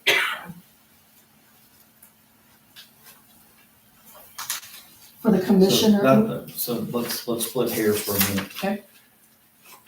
So we'll have to start a turnover audit in the last few days of this fiscal year. Correct. Will that be charged to this fiscal year, or will it be charged to? I'm sure we can beg them to get the invoice turned around quickly, but ideally, no, it wouldn't be invoiced until July.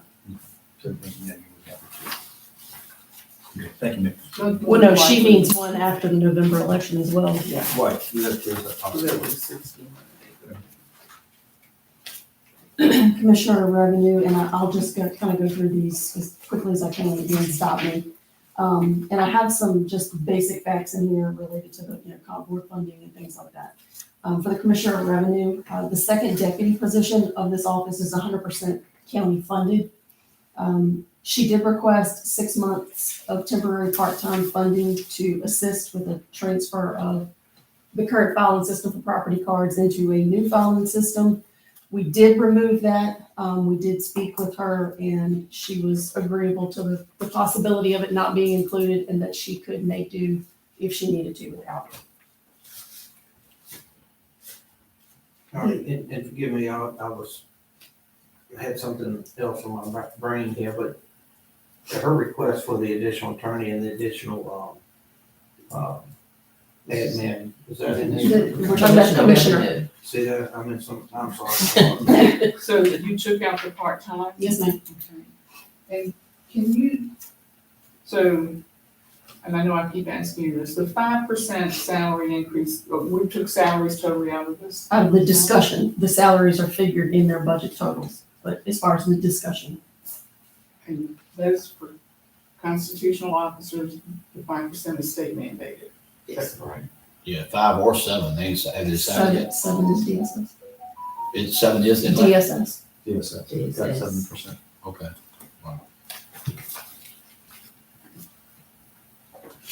And you had mentioned that, does the commissioner's office have 1/3 of the annual tech and ESD support, and that's in debt processing? Yes. And that follows through as well as the treasurer's budget too. That's the remaining third. So it's out of discuss, we didn't bring a discussion, so what did you factor in on wages for everybody else? So the employees under the direct supervision of Mr. Costin, it's a range of 0 to 3%, 5% for the constitutional officers and the registrar, and 7% for DSS. Okay. Do we have any idea what this 5% for the state mandated 5%, what it means for the county budget? So the increase in the reimbursement from the compensation board is relative to the proposed increase in salaries. Okay. So it will still end up being the same percentage of local funding relative to the increase. Does that make sense? Mhm. Okay. So we can move on. Well, the remaining portion of the reassessment that's currently being completed, that is figured in that 120,000. We're hoping, based on estimates, that should get us through that process. For the treasurer, you have 4 compensation board approved positions in this office, which is the treasurer and 3 deputies. Currently, only the treasurer and 1 deputy position are funded. So the county is funding one whole deputy treasurer position in this office. The 3rd deputy position, Ms. Myatt just didn't have a need for it. She used small amount of part-time help during tax season. I do think we need to keep in mind the possibility of the needs of a new treasurer coming in, that may be something that comes to us in the future. So may I ask a dumb question? I'm sorry, keep asking questions. No, so. So if the compensation board approves 4 positions, the treasurer and 3 deputies, why don't they fund the current 2nd deputy position? Because they choose not to allocate the fund. There's many offices like that. Okay, well, The commissioner's office has one, treasurer's office has one. So basically, work off based off of population, money flow, depending on its commissioner and the treasurer, or the sheriff's office. They basically identify how many people should be working in that office. that's not to say they will fund them. But that's not to say that they will fund. Well, that's Because strange logic. who does that, I'll call it, workforce determination is not the same group that funds. The group that funds is the General Assembly. How do they do, so we got a new treasurer, the new treasurer's not gonna make the same amount as Ms. Myatt, right? No, that treasurer would essentially, to the best of my knowledge, come in at what the base level treasurer would be. Base level, but that's funded by the state. Correct. The treasurer's position, yes. Okay. That doesn't really change us, but, okay.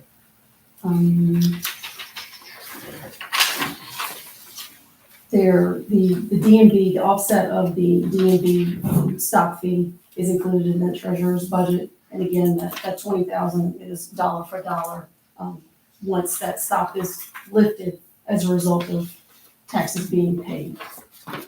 And do we show that on the revenue Yes, side? ma'am. What kind of- Dollar for dollar, yes, ma'am.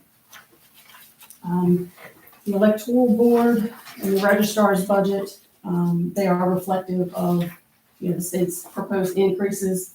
Other than that, they are all but level funded. There was some shifting around in the budget lines of where they saw they needed the money for 24 as opposed to where it was for 23. There's not a great deal of change in either of those other than the compensation.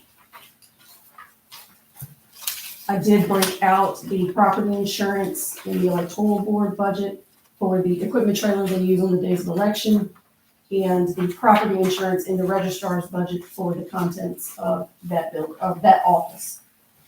In the past, all the insurance amounts have been lumped into one budget, either general properties or the Board of Supervisors budget contained a lot of the insurance amounts, and I've broken it out to be reflective of the actual expenses where I could. So maybe this has changed them. Was there actually a 16% increase requested for the assistant registrar to align compensation? Yes, that is one of two positions where there is an exceptional amount over and above the 5%. 16%. Where's that at, Lynn, say it again? That is figured into the registrar's salary and wages line. He's done that, and the Commonwealth's attorney has made a similar request Okay. for her current administrative position. Unless there's any more questions, move on. Yeah. Jurors and witnesses, that's standard, pretty straightforward, as well as the general district court. This budget really only contains basic operational expenses. The budget does pay for training for the juvenile and domestic relations judge. Magistrate, like the auditor of public accounts, which is a few pages down, there is a small amount funded for the sake of if they come in and they need office supplies, we have a little bit of money to do that. They generally need nothing or request nothing.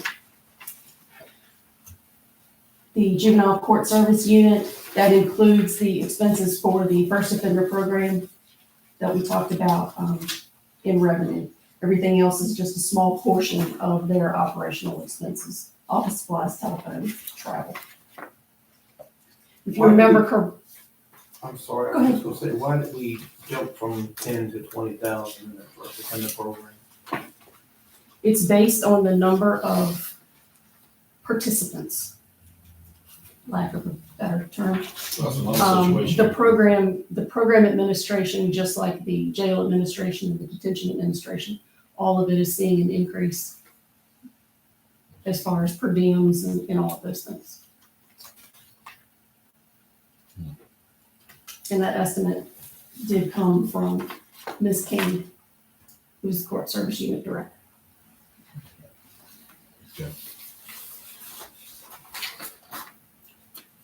And if you remember correctly, when Ms. King was in front of us in this meeting that night, she asked about her telephone system because DSS we were getting that established. We've had to do the same for the extension service because they were having the exact same troubles, just poor wiring, old wiring, things like that. So we've got them going. We are going to have to address that as well for the court service unit, and I'm hoping to get that done before the end of this week. The clerk of the circuit court, 4 compensation board approved positions. All 4 of those are funded. Unless there's questions, there's really nothing else to note out of the ordinary there. Court security, 2 of the sheriff's 15 compensation board approved positions are in this department. This budget contains the line of duty coverage as well as that carries through to the sheriff's budget and the school resource officer's budget. Those premiums are $830 per full-time officer. The law library for the 2nd year in a row, there are no funds budgeted for this. There is a very consistent large amount of carryover with additional collections from the courts on orders currently. So everything's gone digital. The needs of replacing code books and all of that have ceased. So if we need to pick that back up with an expenditure in the future, we can do that. Judge of the circuit court, Treasurer of Petersburg invoices all the participating localities in the 11th Judicial Circuit for clerical support. That's Petersburg, Amelia, Dinwiddie, Nottoway, and Powhatan. Nottoway's share of that clerical support is 12.5%. The Commissioner of Accounts is what I referenced, just like the magistrate, just a small amount for supplies should they need it. Commonwealth Attorney. Commonwealth's attorney, her office has 3 funded compensation board positions. Commonwealth's attorney, an assistant Commonwealth's attorney, and an administrative position. The county already funds a second assistant county administrator for that office. Almost. Commonwealth's attorney, yes. You said it's just a scout administrator. Mhm. See, y'all picking on me, that's all I got in my head. I'm lucky I can even talk after getting these numbers together. You need some water? I've got some of them. Okay, all right. So the Commonwealth's attorney's request for the fiscal year 24 includes 2 new positions, which is an attorney and another admin position, and to restructure the current administrative position to a senior administrative position. Both of the new positions, of course, will be 100% locally funded, as well as the supplement to the senior administrative position with the adjustment of the salary. But wait a minute, that's the first time I've heard that. I'm Open them up to a senior. No, she said she had 3 position changes, 2 new and 1 transition. And that transition was changing from a standard administrative position to a senior administrative position to align the salary with the duties that they entail. And this would be 3 attorneys now in the office, is that right? Yes. Well, they have 2.5 now, so it'd be 4.5, right? No, she only has, it's 3 attorneys in the office. 3, 4 times? Ms. Already?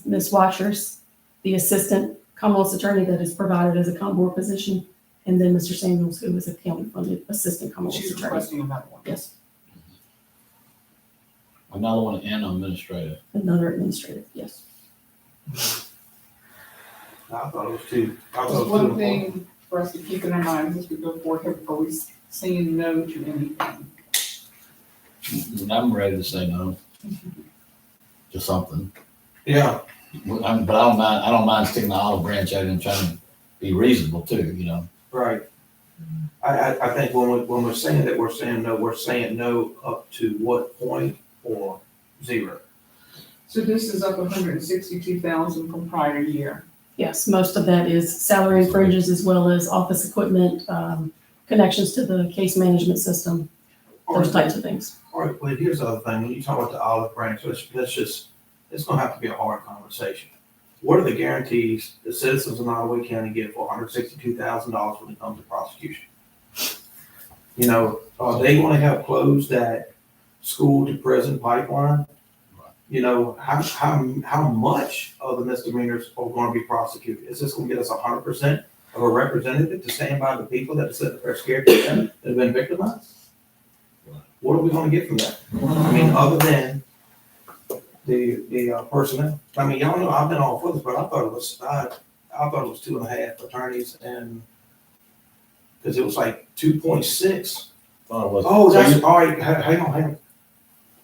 2.6 is what she said her numbers were required to prosecute the felonies in Nottoway County. I believe that's correct. It was 2.6 positions, 2.6 attorneys plus an administrative person just for that. So currently in the office, you're saying it's 4 positions, It's right? 4 positions, an administrative and 3 attorneys. So all she needs is 1.5, not 2. Yeah, I see what you're saying. Right, you follow what I'm saying? Mhm. So there's one concession there, but the other thing is, we're taking the taxpayers' money to do this. I want to know what the results will be. We're not gonna have results until next year. You know, that's the thing. What's the intent to get the results? That's a conversation that the board may want to have with Ms. Walkers. That'll come in for another work session. No, we gotta make a decision. Okay. I'm not for that anymore. I've heard enough of it. All right, the other, well, and of course, in your board package, she has her latest numbers. The other option you have is funding this year. And if you're not pleased with the results, defund it next year. It makes it a little more Yeah. difficult. Once you give somebody something, oh, take it away. Yeah. Given what we don't have revenue to cover. But given we don't have revenue to tell them. That's right.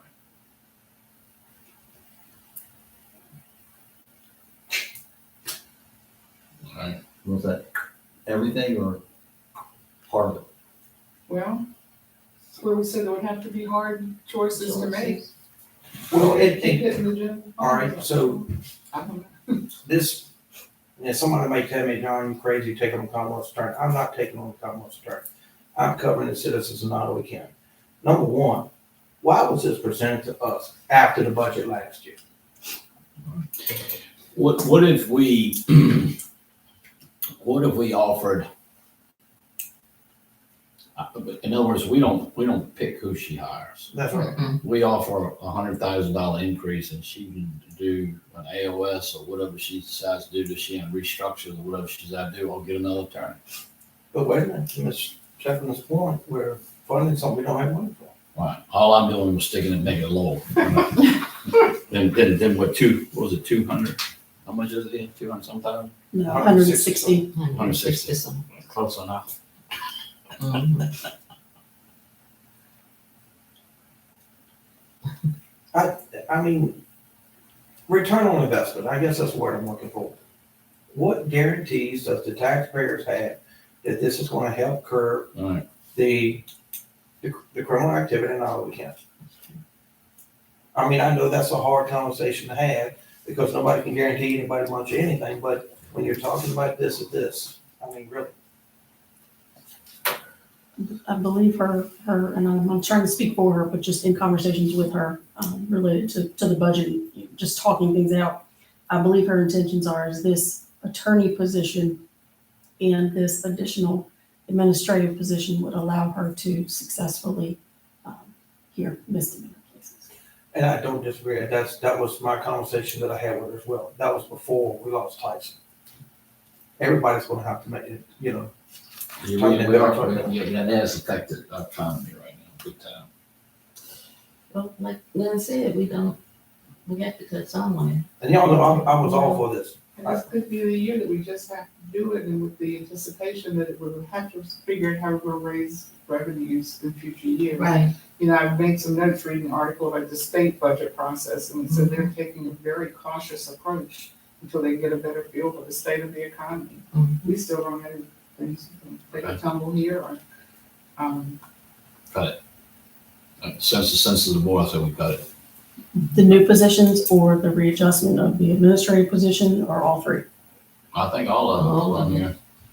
All right, let's go back to the registrar's office then, because he did have, that additional increase for his assistant registrar. it was 16% a lot. Too much. So do you wanna Well, I fix mean, that and just go back to the,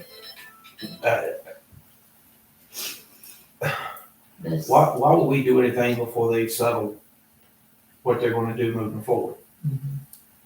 You know, they, They don't even know who's gonna be that position. Right. that's right, I mean, they're going through that position right now, so I say. You're gonna- cut that. not playing devil's advocate, what you're going to combat on the other side of that is you're not in our department, you don't know what it takes to run our office. Okay, So just as the other side of that, What if we just do what the governor's doing now, he's doing 5% to get people realigned. correct. All right, That's so you all. won't make that Because adjustment. because we're gonna get to our other salary people. Mhm. It's about which we haven't had that conversation today, but if they're in line, it may not be anything. If we feel like they're in line, that's what we gotta find out. I mean, But it's a if tough he's year. not in line, then 5% is fair, but not 16%. I don't know, it's just. We got, y'all still thinking about the other part, we still got the maneuver that's gonna happen in part two of the PPTR. Where's personal property tax rate gonna land on that? There's still a lot to sort through with this, and we don't know how much that because we pay taxes too, we're gonna have to pay. You got a reassessment coming next year, Reassessment. you know, there's additional funds available, but I mean, We don't this know is, we don't know what it's. that's right, this is the second year of the General Assembly's two-year project to correct that. Right. And with the inflation too, that's still there. In case y'all didn't notice, gas hitting 350 again. Yeah, Yeah. I saw it too. It's coming. Okay, so back to the registrar's position, is consensus to nix that increased. 5%. Yeah, Right. not to exceed 5%. Fair enough, guys. No, I just refer one more thing, just to keep in your brains going forward. I noticed that the state is considering the idea, if you want to give tax breaks at any point, one-time tax rebates versus long-term structural cuts, you know, and I don't know if that's something that ever in the future you may wanna look at if you were looking to give tax breaks, rather than cutting a rate down, and leave, you know, that you, once you cut a rate, it's kind of. Oh, okay, I see what you're saying. I got, it took me a while to get there. I Well, got you. you cut in the operational cost again by doing that over a period of time, instead of saying, okay, we're gonna do this. If you want this to, a tax increase, the value of a tax increase for, or deduction for, let's say we decide to do a park. Let's build a park on the side of 460 and someone gives us, a right of way for some consensus for a tax decrease. Okay, we do it then. If you say cumulatively over the course of 10 years, this is what it'll be, we give to you all at once and walk away from. You know, It's just hard once you cut a tax rate To to get it back back up, up. Yeah. but anyhow, that's just. No, that's what I thought. I got you. Okay. All right, keep moving. We have the 2 hour, we have a 2 hour time. Yeah. Anything else in the Commonwealth's attorney? Victim witness program, that is, grant funded as well. That grant funding is slowly dwindling, like a lot of state funding. It was a reduction, you know, I believe it was a 7% reduction in the grant for fiscal year 24. And I asked the question, so I feel like I need to share the answer, and that was when Mr. Cross and I met with Leanne in the office for her to provide any additional details on her budget. We asked, it's the future of the program, if the grant funding were to be completely cut, and the answer was, it's a vital program, so we need to keep it, just future reference. For the sheriff's office, there are 12 compensation board funded deputies and 1 administrative position. There are currently 2 additional deputies locally funded. There's a large amount of new funding being requested to replace 2 deputy tough books, office PC, as well as a new body camera system and property evidence inventory system.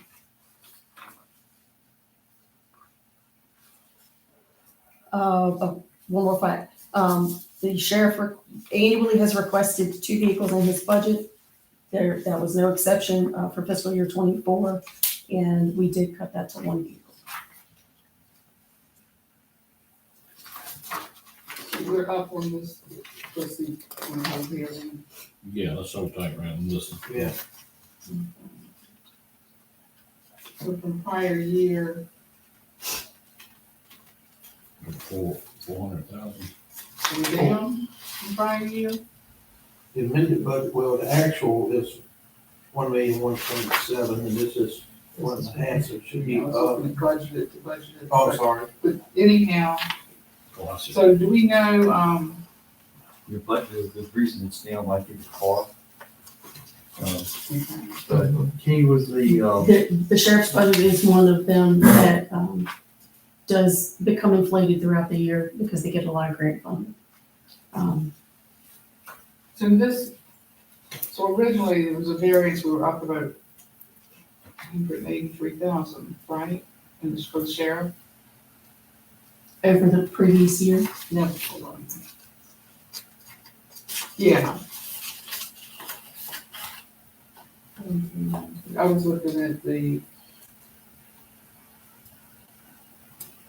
something's changed. Anyhow, so is there camera and inventory systems, you said? in here? Yes, a brand new body camera system and a property and evidence inventory system. Do we know the cost of those? Are they factoring into a total line item or? They are, I believe, all of that is projected in that 78,000 figure in that capital outlay line. But we don't know which.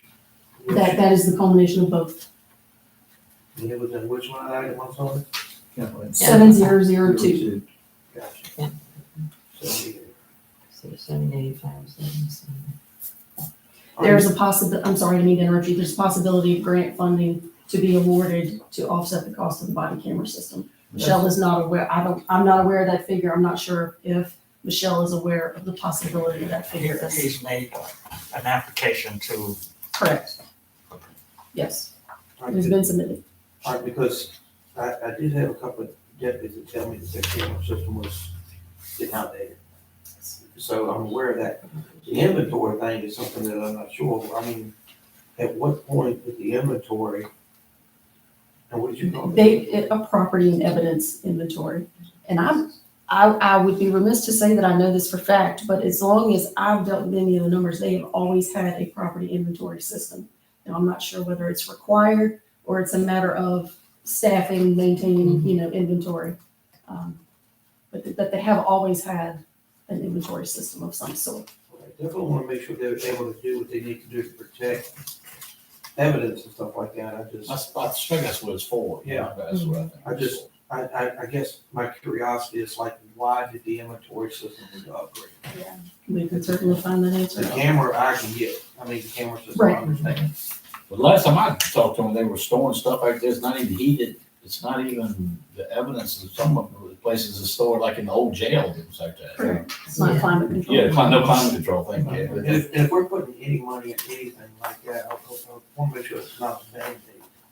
Yeah, I like think the last thing you want is God forbid, a rape or murder, something like that, some evidence gets contaminated or something like that because we mandated something.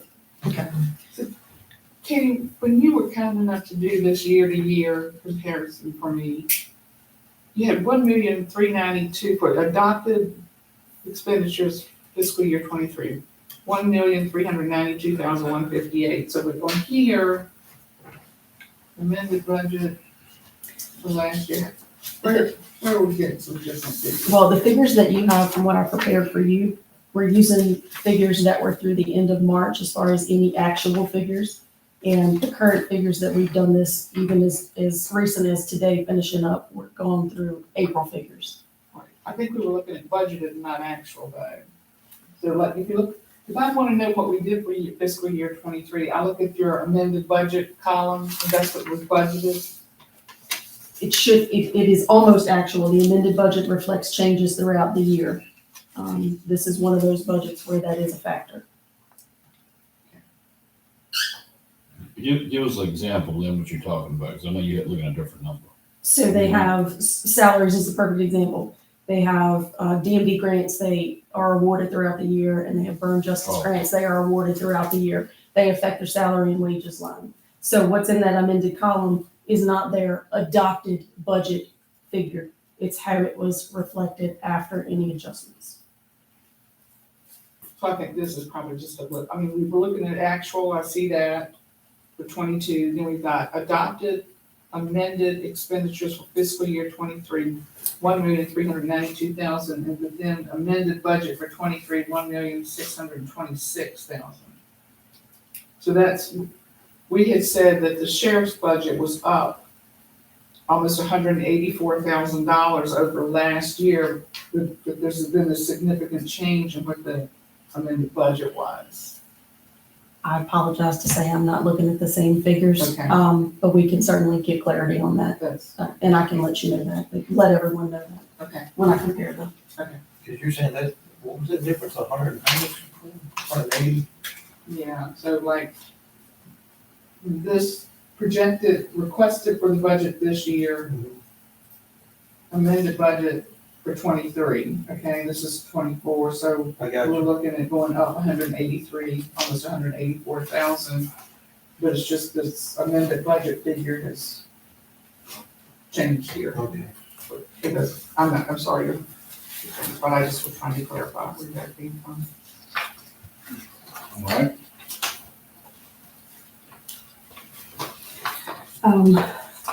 Move on, central dispatch. Yes, There are 5 compensation board funded positions in the dispatch budget. The remaining 8 positions are 100% county funded. The most recent 3 of those positions were approved last year and have remained vacant.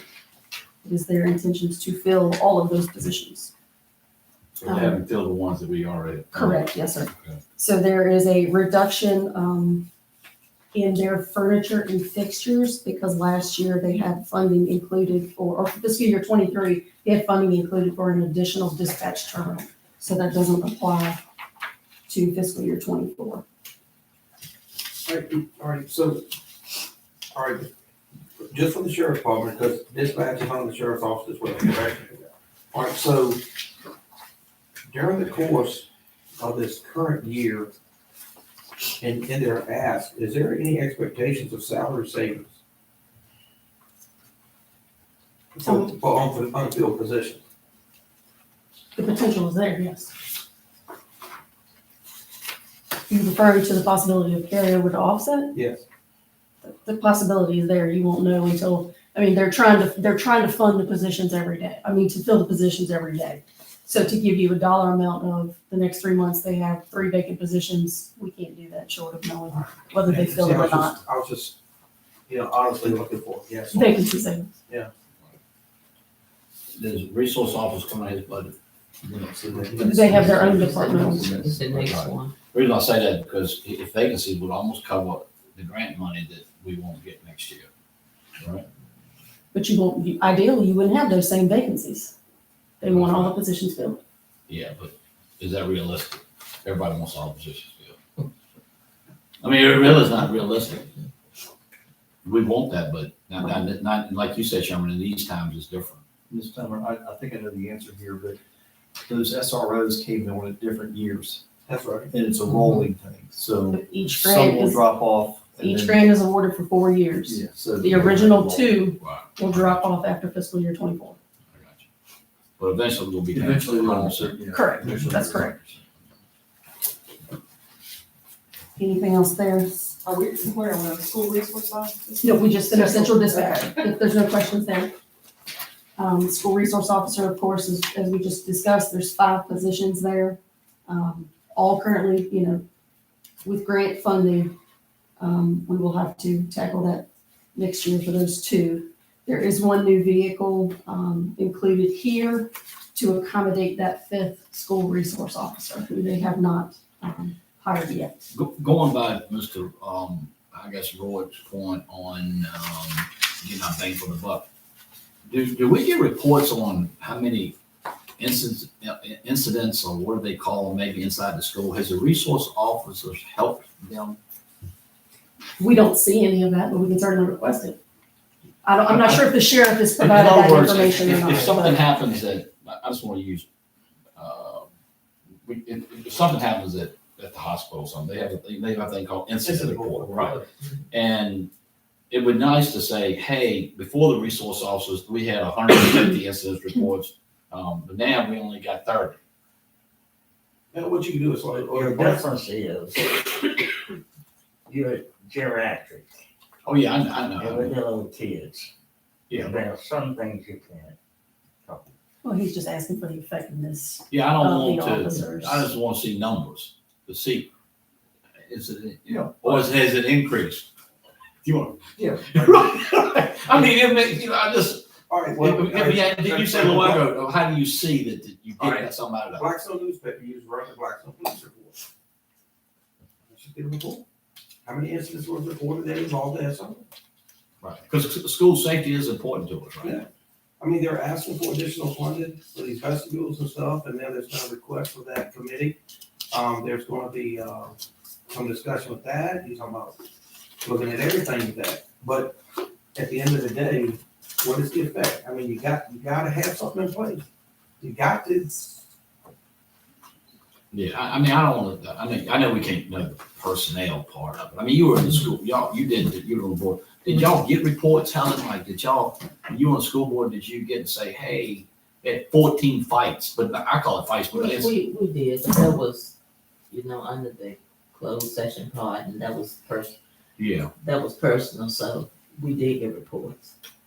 Yeah. I'm just curious, anyway, I'll assume you all are probably looking at, here's the report, and here's the disciplinary activity, the action that Right. went with that. So- You got into the kids' names, but I think what you want is 3 years ago, Well- there was an average of 5 fights a week, Right. and now that SROs are in place, it's down to 2 fights. right, or it may be the SROs are more there just to protect the teachers, not reduce the fights. That's true. You know what I mean? Yeah. Because they're not in the business to break up fights, they're there to teach. My last year at the middle school, I had 1 fight. One. And it was you and who else? They got smart, they went to the bathroom, it's funny. So they All right. realized I that's- got, that's when I get stupid more than the time goes. Keep on going, Ken. Keep on. Emergency services, next page. All right, let me jump in here right here. Don't panic when you see the bottom number. This is a good example of where capital becomes operational. You go all the way down the bottom, 8,002, 36. page 36. Mhm. You go all the way to the bottom, public safety radio system, that's the payout or the amount of the project get done next year. Okay. The 851 is what we budgeted for, right? Right. Yeah, Mhm. we got a vote. You look at that You look at big, the you look at that big total number, Right. you gotta understand that there's a big capital charge coming on that one. It's another reason it's nice to pull out your capital. Yeah, that's another reason, right? Because it just gives you a false, I mean, like. Keep in mind, that's gonna go higher next year. That'll tip over the million, it might hit two. Might hit Because two that's next when you start actually buying equipment and Mhm. budget on towers and the whole bit, yeah. Right, I'm sorry, I just wanted to jump y'all, No, if y'all had something else on there you wanted to look at.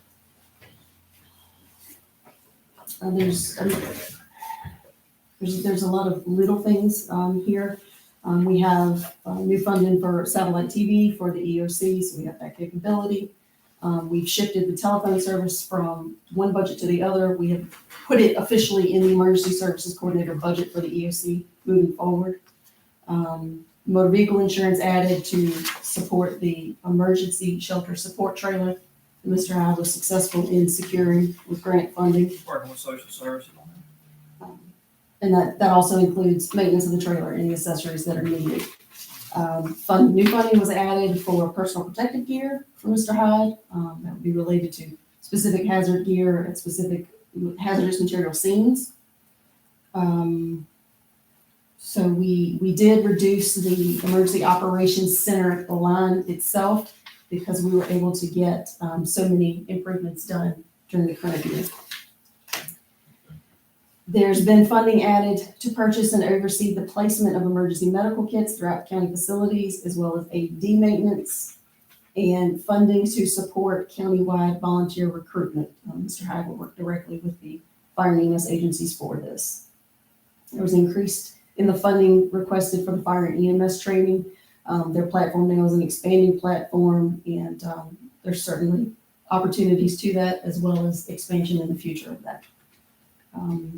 As we just mentioned, the next phase of the public safety radio system. But also, really the only other thing there is the MedFlight contribution request increased from 1,000 previously to 1,800 for fiscal year 24. That's still a good buy. Absolutely, Yes, absolutely. yes. And this particular one does not include the contributions that we get to the local volunteers. Not the pass-through, ain't it? What's that? What she talking about, is that what they call the pass-through before? No, she's talking about the actual contributions to the emergency services agencies directly. So nothing in here put, man, I missed it, the training center.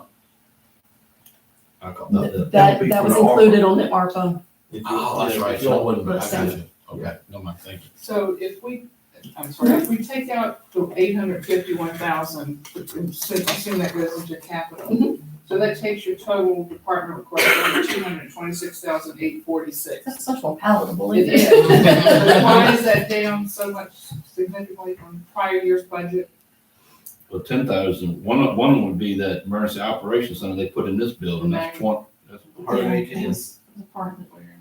the emergency operations center, EOP, It's third from the bottom.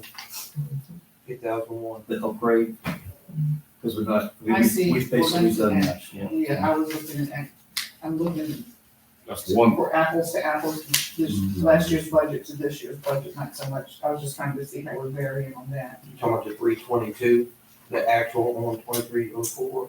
I'm looking at this with last year's budget. Oh, okay, the 438, okay. And I realize the actuals as far as are used to, in developing projections for this year, I'm just looking at the variance from year to year on the budget as well. Yeah, which is- Yeah, that's $200 to $1,000 difference. So you have the reduction, of the Knox box that we had budgeted for 23. You have the reduction, let's see. Yeah. Trying to do this on the fly, I'm sorry. No, that's okay, I mean, The reduction for the emergency operations center expenses where we renovated for 23 and we won't need that expense for Yeah. 24.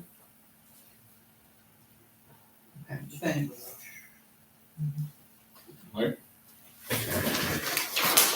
right, next you have your fire and your rescue. There was an 8% increase requested by the agencies. So there's 8% increase requested for the fire agencies. That increases their equipment contribution by $4,700, making their total equipment contribution $63,450. Each of the agencies receives a third of the Department of Fire Programs pass-through funding that Mr. Rourke was mentioning. Blackstone Fire Department has requested $5,000 to assist with the preventative maintenance on the aerial. And Blackstone and Crew Fire Departments, we changed that for fiscal year 23. We now give them a portion of the Office of EMS aid to localities funding as well. All right, stupid question, sorry. Anybody listening, don't get offended. Did that ladder truck not come with a maintenance program? So it's my understanding, because there's specialized maintenance to that truck that exceeds what the normal capabilities of the town shop could handle as far as normal maintenance, And I get that, all right, let's go to, as well as the annual ladder testing, I'm sorry. like the lease, put equipment out at the landfill. Mhm. All right, whether you purchase it or lease it, there's a maintenance program with it. Mhm. And as long as you do that maintenance operation, you keep the warranty up and stuff. Okay, so are we saying this didn't come with that $1.2 million and it didn't come with a? We wouldn't be able to answer that without asking them point blank, did you not have a Not. maintenance plan? I do remember one of the firefighters told, do you know? Yeah, I can speak to that. I used to be on one of these trucks. What happens with this is you get the warranty, of course. Mhm.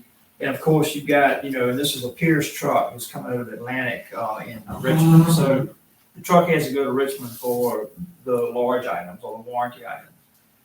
What they're talking about is historically, Public Works has always had trained people within to be able to take care of the Blackstone truck.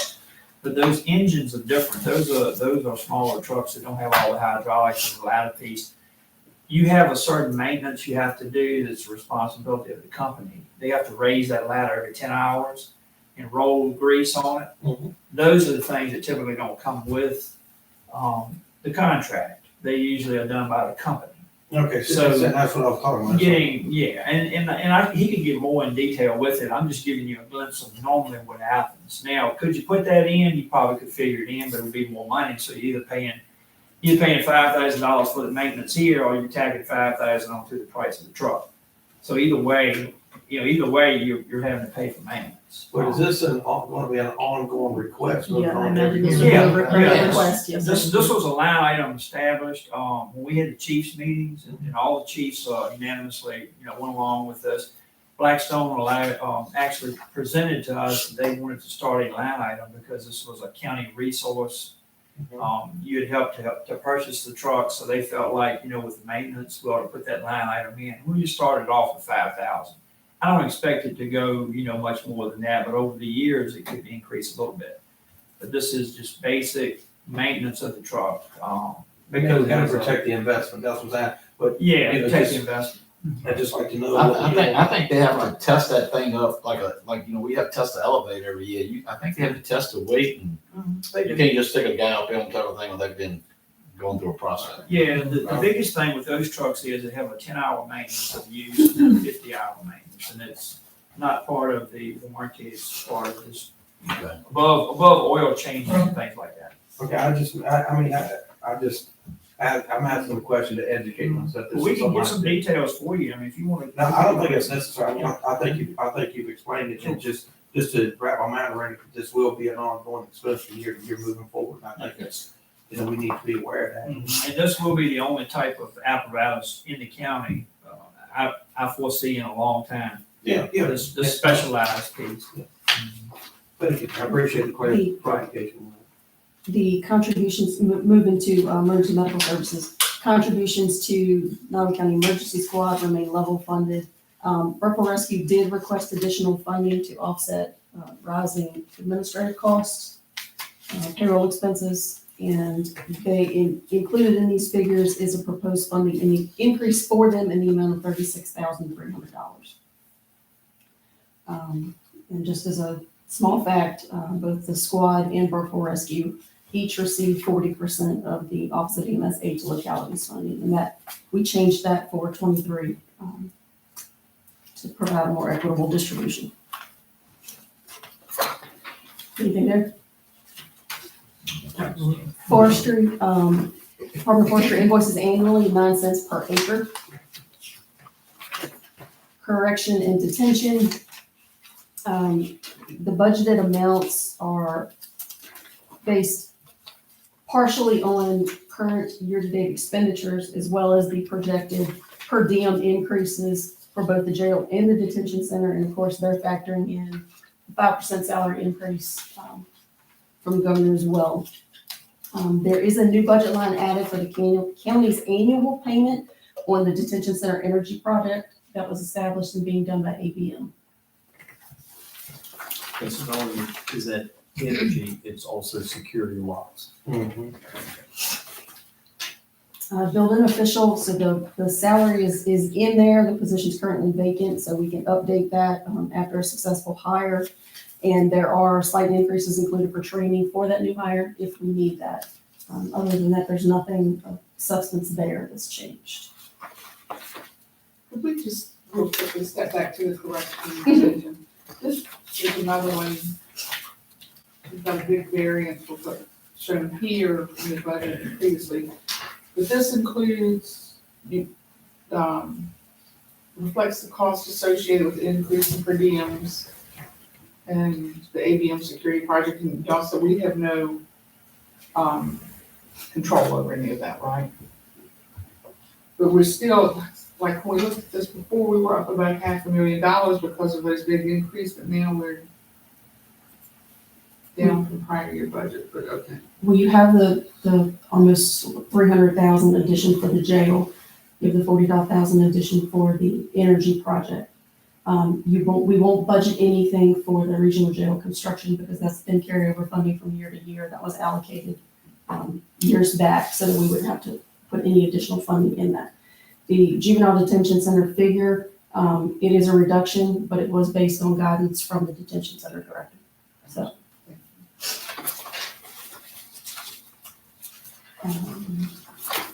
Animal control. There was an expressed desire to make that part-time position full-time. We did not fund that change. There are grant funds included in here, as I mentioned previously.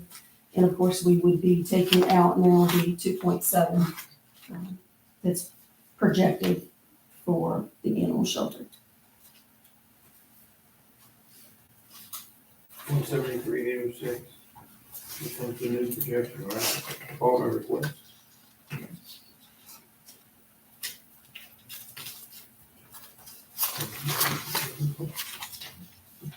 Any questions there? So that's gonna be down significantly.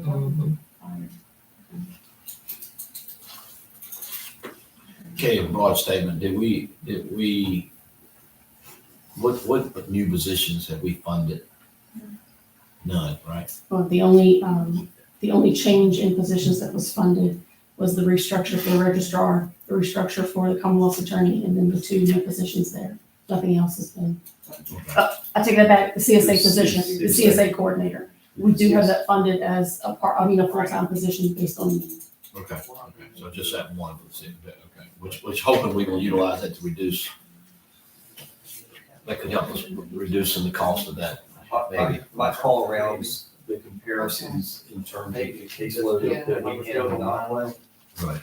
is almost twice what some jurisdictions have, and they already have a full-time person. Ms. Shackleton, let me know specifically those concerns that we don't have the time for me to delve into, and I will get those, you just let me know. We're good. Okay.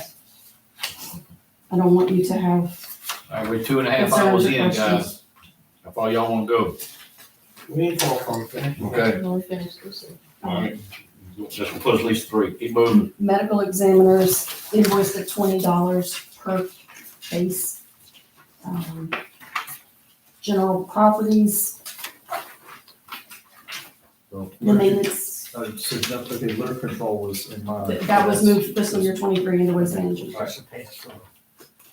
Um, The maintenance supervisor has been hired, of course, and we are aware that we will, be filling at least one vacant position before the end of the fiscal year. There has been an express need to maintain the third position that we previously had. Funding has been included to maintain that position. There originally was an amount proposed for the capital outlay line for the courthouse complex, either towards, something new or over and above your routine and preventative maintenance. We have removed that. So all you have now, as far as repairs and maintenance for the complex, is $100,000 budgeted for just your standard preventative and or, routine or emergent maintenance. And that's under, what? Which one is that listed on? The 100,000, are you looking at page 49? 3,004. Okay, that's 3,004. Oh, okay, y'all got that on the equipment repairs and maintenance. Okay, It's just a title change. okay.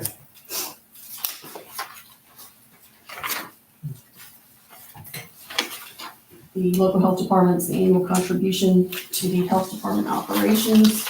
And we are working with our fiber provider to reduce the expense related to the telephone for the health department. I'm not sure how much that will fluctuate that at all, but we can certainly update that as we know. And mental health services, annual contribution to Crossroads Community Services Board, there's no change there, as well as the annual contribution to STEP's normal operations, no change there. Here is where you see the $15,000 requested for their domestic violence efforts.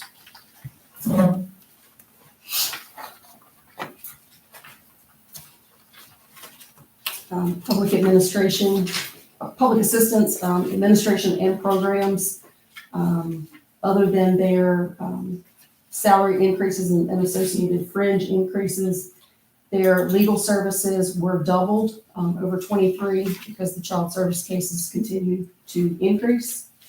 There was funding requested for a new vehicle for DSS.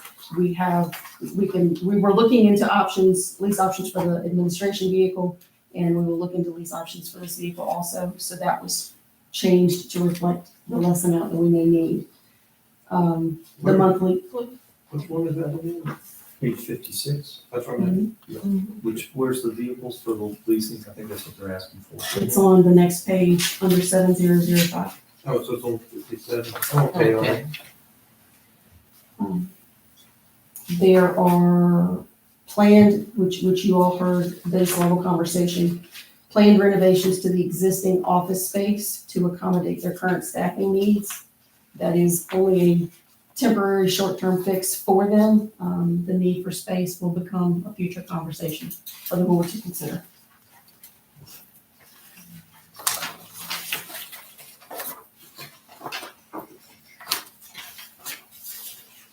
Move forward to page 62.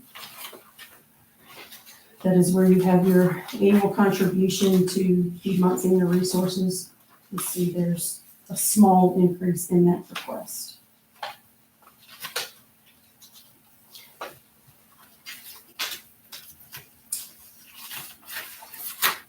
For child services, what we mentioned earlier is the CSA program.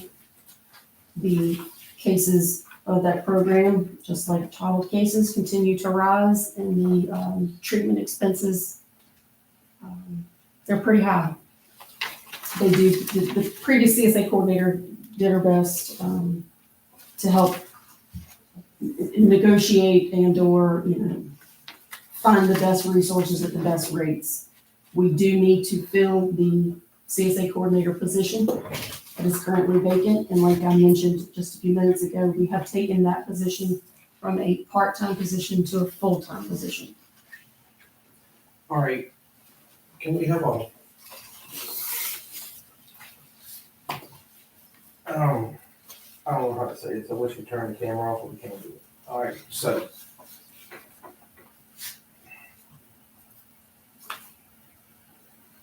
I don't know how to say it. When I look at this program and say prove it. Does that make sense? I know it doesn't. It's, this is a mandated, unfunded, mandated by the state. I mean, and you can award Tim Kaine for that one. All right, well, all right, let me I back. think that's No, what it no, no, no. Oh, yeah. Federal. Who? He's at federal. Tim, all right, I think Governor King got a lot to do with this one. Well, anyway, All I'm right, listening. so what I'm saying is, Well, you took a picture with them. would it be, I mean, have we ever scoped options? That's what the CSA got, look person, the coordinator. What the coordinators, All right, and whether you come up using a building, Oh, now, we talked about, one time I think we talked about, could we go, buy homes. Might be cheaper. or go, I asked this question before, can we go regional? Can you reach out to Habitat for Humanity and maybe build something? You see what I'm saying? Right, They have grants. right. But this is what I'm saying, I mean, We'll have to budget for something, but I see what you're saying is, can we explore different avenues in the future? Right, to make sure Well, that they do. this is taken care of, but with some cost savings. For example, let me this. We had a child who had natural eyesight, and then she lost eyesight. Right. So we had to take a child to Chesterfield. Right. and that is some of this, day school placements, because the public school system can't Right. accommodate the needs of the Yes, child. That's right. Some of this is residential inpatient treatment facilities. And some of those needs of those children are not housed in the same facility. Right, and I understand, and like I said, it's, sometimes by layman terms, mine gets always when I say through it, it's like, because the one that was there before, I'll just be completely honest with you. I would not attend those meetings because I'm not voting over the phone or the internet. And you've got people in elected positions and head positions doing that. It's a FOIA violation. Right. And when the CSA coordinator is encouraging them to do that, that is against the law. And then lo and behold, there was a mess when we walked out. So when I say prove it, it ain't about the program. It ain't about the program. So what I'm saying is, what else can be done? How else can it be done? And I guess it's really, that's what I'm saying. Mr. Ward, one thing that When we, you start tampering with CSA, let me tell you something. That little 125,000 that we put in for legal fees, Right. that'll be a drop in the bucket. so, Nobody's tampering, Mr. we're Ward, checking all options. Mr. Ward, one of the options that we discussed Okay. is, see if this program could be brought under social services. Right. Okay. Right. And, because they're in the CPTM Right, rankings, right. they're familiar with the program, they know what needs to be done, they know where the resources are, the network is for these types of things. And they have been great to work That's with. right, that's right. The program got dropped, they picked it up, they cleaned it up. Mhm. They were kind of mentoring somebody along, they were unable to, for personal reasons, they had to leave. That's right. They've picked it back up, okay? I think it boils down to they're tired of picking it up Right, and then turning it over to somebody else. right. I think one thing I would like to see is it's rolled into social services, but that still means they gotta have a dedicated person. And that's what I'm saying, is like, It's a different way of doing business. that's right, it's not tampering, it's finding a solution to the problem, it's not tampering. They're taking it now, Mr. Vaughn, they've got it now. And I've had those conversations with Ms. Reed, and she's been really great to work with. But, there's only so much carrying capacity. And that's what I'm saying. Ms. Thomas, I have a question. So depending on whether you're looking at prior year budget or actuals, this is up between 200,000 and 300,000 this year. And based, I think we talked before, based on anticipated increased caseloads. Who makes this estimate? I do, And based, with the help of previous expenditures. And in the past, I had, feedback from the previous coordinator on anticipated case numbers, that type of thing. so we are at, as of April, 831,000 actual, Yes, ma'am. 832,000. And we've got, let's see, just another 2 months in the budget. So if we said, I mean, you could say 1 million and just hope and have and just be, you hope it's gonna be 800,000. There are supplemental requests that can be made to Right. Office of Child Services when needed for their share. So I think I follow what she's saying here. If you're looking at 849,000 on the actual here up to this okay, point, yeah, and you just divide that by 10, that's 89, well, that's, You have children that age out. $85,000. a You month. have children that age Why- out as well as new cases. One child can cost $100,000. Plus 85,000 a If you month. send it to a school. Not too much.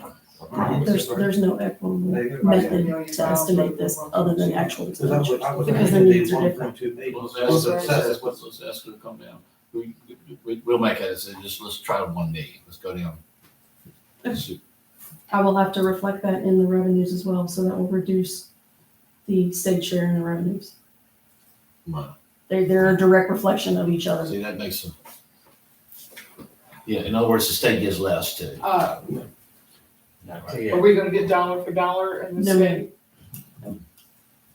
So if we reduce expenses by 200,000, they will cut 200,000 in revenue, is that how it works, the dollar for dollar? No, it's not dollar for dollar. I think it averages 26.86% as well. There are Per dollar varying, of expense. rates that the state pays based on the services that are being provided. And I have those. So we'd still come out go ahead, right? I don't know if you would come out ahead by any Well, means. let's say if we cut 200,000 in expenses, dollars, and the state's only gonna reimburse us 26 cents on each of those dollars, that's just something. No, the county's share is 26. Of the county Yes. share. I mean, you could cut it to balance, to get closer to balancing the budget, but then ask her to give us a report when we get over 1 million.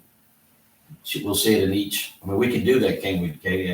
Once you Yeah, get but I over mean, that- we can certainly provide you the same financial Right, in other report words- that I provide CPMT. You will still have the factor of when the caseloads far exceed what you have budgeted, you have no options but to make an additional appropriation because they're mandated services. I mean, what you're saying is to balance the budget, we could budget a little bit, take some of that. Not budge, not budge. But you've been very hopeful. Well, I didn't realize it was gonna cut the state funding, it's just, I didn't, We don't cut the state. Wait a minute, stop for a second. for reimbursement. It's a reimbursement, correct? But if we go over 1 million, the state still is gonna pay that part of. Correct. We would The child. request a supplemental. And we pay 26 cents of every dollar that's owed over that. Right. That's an average. That's not. It's not one set amount. They don't go by a budget. We could budget 0, and the state still gonna pay their share. If a child needs it, then we're gonna pay our share. Correct. I mean, we could budget 0 of that, but we know it ain't gonna be 0. yeah, So to balance the budget, what I'm saying is you could just go down to, since you did 900 one year, 1 million, 1,000,007, 830, I mean, that's just a projection number Yeah, even if you went to like 1.1 or 1 million. of 1 million. See what I'm saying? If you went 1 million, you're not really totally out of whack what you got there. Right. Right. She just is taking recommendations of what people, and I get that. Well, you can understand, parents, that if I have a child that needed these services, I don't like. Oh, yeah.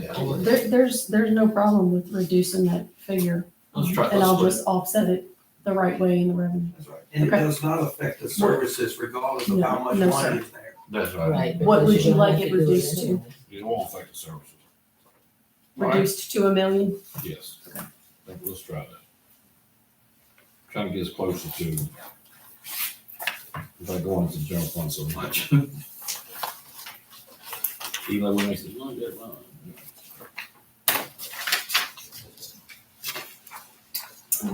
Contribution to the community college, that varies from year to year, typically not all that much. I will say the Nottoway students equal 7.85% of the total SBCC students. For debt service, you have principal and interest for both the 2004 Public School Authority bond as well as the '07 bond for the Nottoway Intermediate and Middle School projects. I did include $250,000 for the first interest payment on potential debt service. And how much debt service did you factor, like rate, interest rate and all that, what'd you use for calculation? I used what Davenport gave us as a guideline of what the debt service amount would be in current interest trends. But, I mean, do you remember the figure, do you recall the figure on that? Or did you say 3 million at 2% or? I was thinking it was, Mr. Carlson, you're gonna have to help me remember this because I have too many figures running through my head. I was thinking it was 4% sticks in my head, but I may be confusing that with the interest rates for Yeah, I think that was. use of money, I think yeah. that was the figure for an investment return. Like on a bond or something? We'll get it. Correct, yeah. We'll get it to you. And as far as like timing, were you figuring this on the full fiscal year? No, this was factoring the first interest payment being due in spring of '24. But as far as the incurrence of the Debt, debt? debt service being somewhere around July 1. You put on a total length of, term, Yeah, total from like 20 years, 10 years. but you're saying debt service would begin July 1. Correct, The beginning of the fiscal year, Yes. correct. But which is not likely to happen. not likely to happen, yeah, so fairly conservative. But why is it conservative? Well, by anticipating an earlier start than what we would actually would get. So that 250 could be less. Okay, can we Where's get, 250? Or 250 that she indicated. The 250 figures included in the interest line for the debt service. that 287? Correct. Or 250. that is that 250,000 of interest. So basically, when y'all, I guess when y'all get that number, could y'all come back with a more conservative figure, since we know it's not gonna, interest is not gonna start The one July? that also reflects time. Right, yeah, because let's say it starts January 1, it's only half the year. Okay. You know, and then if that's more like where we may be going with that, I think we may all agree that we're gonna encourage debt service, but when? Yeah. So you may be looking at 125,000 instead of 250,000. Okay. Is that right? What do you think about that? Recreation, culture, transportation. You all received the information in reference to President Martin's comments for town funding towards their program. Having said that, the $6,000 contribution that had previously been directed to be split between the three towns, Mr. Costin had me change that to be a direct contribution to the Recreation Association, eliminating the funding that was going direct to the three towns. That still doesn't factor any contribution moving forward for the Gators if you break it out that way. Okay, can someone help me with where the 647 came from? What was the big expense from? Was that where Blackstone built? No. We budgeted $647,000 for capital improvements last year. The capital line there is where the $1.5 million that the board approved a fiscal year ago, for fiscal year 21, I believe. So that money which should have been put in a capital fund at the time, taken out of the general fund, was not. It was included in that capital line in the budget, in the general fund. So part of that is a portion of that capital spending. Why do we have it as recreation? That has been in this budget forever and ever, and that's just the way it was paid out at the time. That won't be an expense in this budget moving forward. Where was it moved to? Well, there is no capital to move. Those projects have been identified in other budgets. All right, so the all right, how much of the all right, let me ask this, how much of the $1.5 million did we use? A large portion of it, you did the ABM project, which was $1.3 million, if I'm pulling numbers off the top of my head. All right, I'm sorry, I hope I'm not making this more difficult than what it is, just so you understand. I guess what I'm saying, out of the 1.5 that we put in there, how much was left to move into other capital projects in the proposed budget? It should have been the remainder of the 1.5. Right, But the $200,000 for the Blackstone aerial truck was taken from that as well, correct. completely, essentially eliminating the 1.5 to be available. Okay. The other thing is, I missed the meeting where, it was for COVID, I had COVID, when y'all took the vote on the Juneteenth, was that an Osborne $5,000? This is a brand new request from them. We Okay, received it late, and that is a new request from them. Okay. Virginia's Crossroads dues maintain at that 4,500, and area bus service request Okay, was but, level funded. all right, but that says Juneteenth committee, but that's in recreation. Oh, Cultural, okay, cultural. right, okay, I see that, okay, all right. So we did say we're gonna start giving to the towns. Did we say that? Well, you all asked us to look at what the towns were using it for, and the towns were using it for One town, grass cutting and then charging for grass cutting. And then that was one town. Yeah, the other one was using it to pay towards the electric bill and Right. then, charge. So rather than, essentially, the approach was, let's cut out the middleman. Right.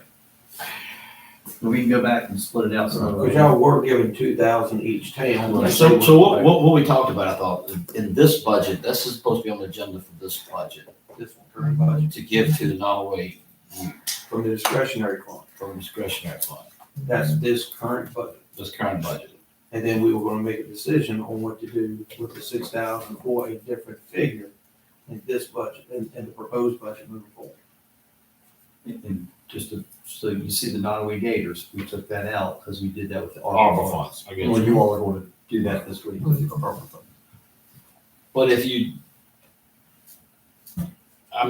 okay, so we got one thing we'll do this year. Mhm.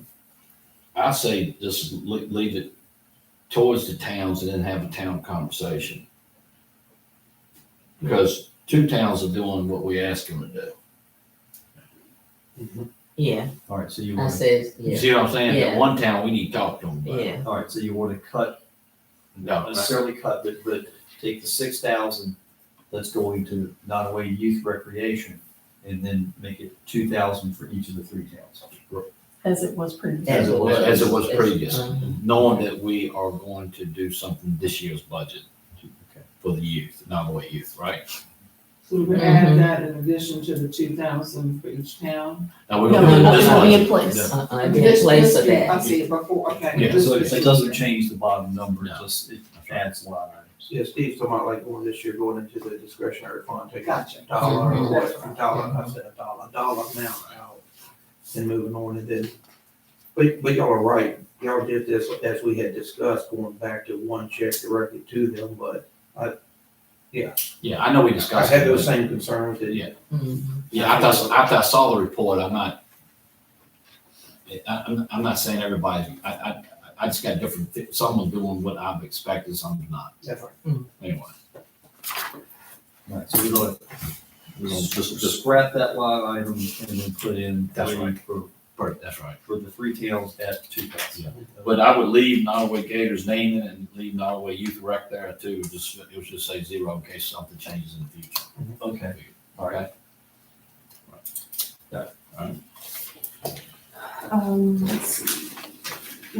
The, I'm a little concerned because there's a page missing. You should have a page in here that was for non-governmental. And I have to apologize because I don't see it in there. There was 3 requests. Funding requests were received from the Heart of Virginia Free Clinic for $1,000, Piedmont Area Veterans Council for $5,000, and Piedmont Habitat for Humanities for $5,000. And we did, cut those in efforts to balance the budget. That was $11,000 total. Well, what we're gonna have to decide too, you guys, we're gonna, we got different committees that are coming after us, so we're gonna have to decide what we going to, we can't, what if we get another committee for next week, or what if we get another one? What if they wanna get the chicken festival started again? You understand what I'm saying? What if we can't give to everyone that's requested it? So I'm trying to figure out, and just so because somebody asked for $5,000, we don't have to do that. We can give what we feel like is fair to everybody. Well, and that's what I'm gonna say, when, I know there's 3 requests, veterans has always been big, but let's be honest, we're talking about something that may be huge for the veterans moving forward. Oh, yeah. Out at Fort Pitt, that could be something that's huge, and it's like, we're not saying no to you. I mean, we may be saying no to you about this $1,000 or whatever it was, but look at what we're investing in moving forward. And then the thing with Habitat for Humanity, they're fixing to build 3 more structures here. I think we probably ought to see if we can find something out of some of these savings that we've done to give them, like I said, maybe not 5,000, but it's a 2,000 or something like that, because, I mean, they're putting it back in the community. Right, yeah, I'm not arguing that, but I'm just getting, we're gonna have to figure out, hey, you got your favorite committee, you might have your favorite committee, and I have my favorite committee. Well, let's be, kind of, our culture is trying to treat everybody equal, like we do the towns and everybody. We can't say, well, we're gonna give this one 5, and we're gonna give you 2, but since you only asked for, but you're asking for 8, we'll give you your 8. I mean, we gotta set up. You're gonna equal it out. Yeah, right, and we got to set a precedence of this is what. Right. We'll put on this committee to say, you can't fund everything. Right, that's what Request that comes this way. You just can't do it.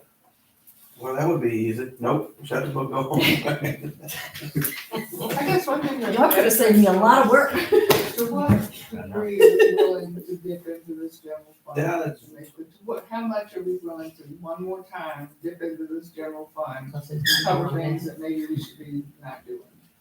What is the current ask? And I know we ain't cut no $1 million here tonight. I mean, it may be, 350,000, but what is the current amount going into the general fund right now?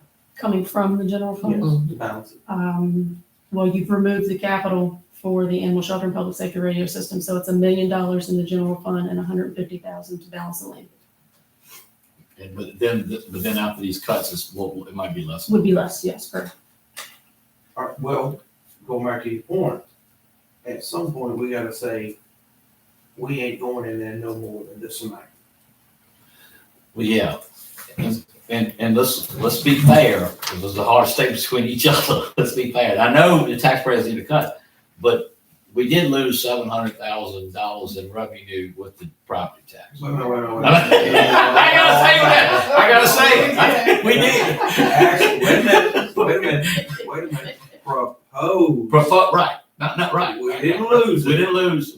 But we could have took it from. We could have had 700,000 more revenue. And then we would only dip into the thing of 300,000 by doing it.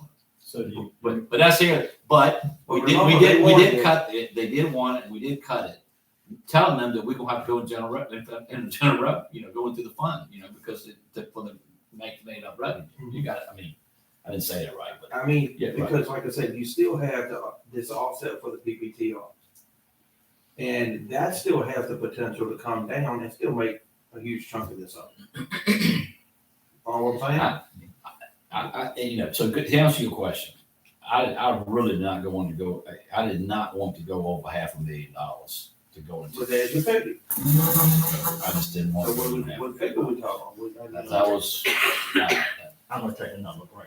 okay. I got you. Yeah, that's my number.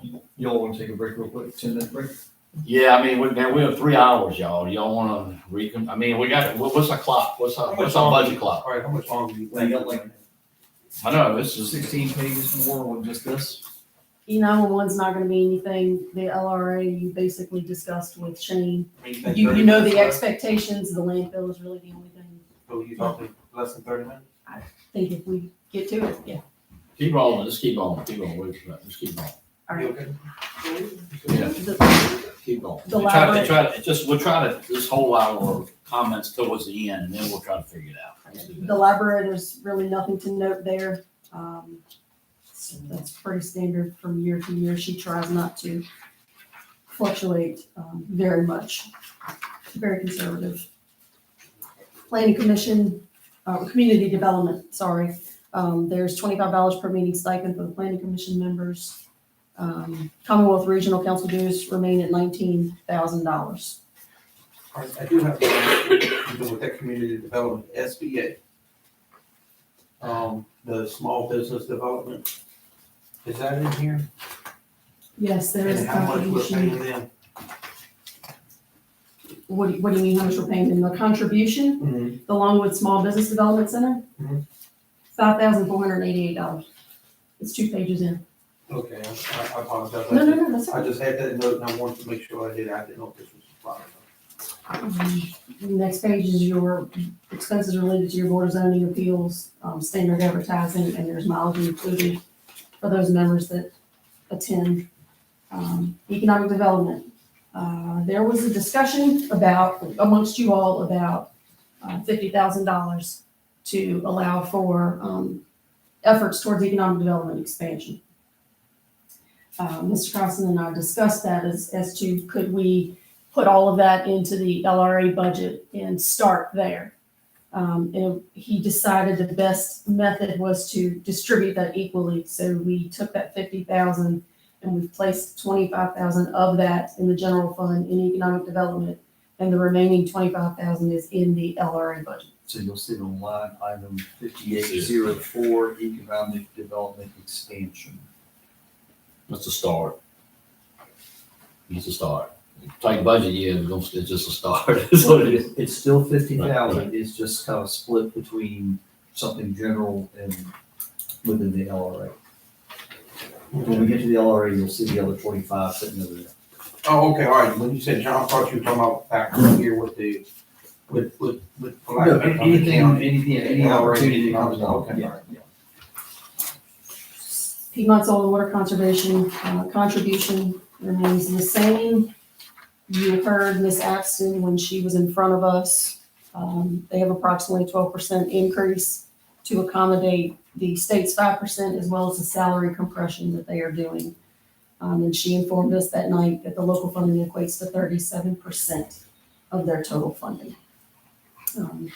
They do have 3 staff members that are factored into these figures. All right, but you know, is that one of those situations where we're talking about we need to remain at 5% and because of what we're dealing with right now and not the additional? The salary compression is going to happen regardless because of the state's due. Okay. I I mean, if we can't help it, we can't help it. No. The only remaining thing in your general fund is the 2 locations of the local appropriation to the schools. And if you would like those numbers, I can give you that breakdown. The required local effort and match is $5,458,424. Okay, what are you gonna Those numbers are not here. I'm giving you the breakdown between the local appropriation amounts. What the- You What jumped the to school, 5 million, you jumped to the school fund? yeah, there's nothing in between where we were and, no, the local appropriation, page 87. It's what's remaining in your general fund. do? We weren't flipping fast enough. Sorry. Y'all said move, I'm moving. You won't move. 87. You're gonna change the title one of these days to Fort Bar Football. Yes, sir.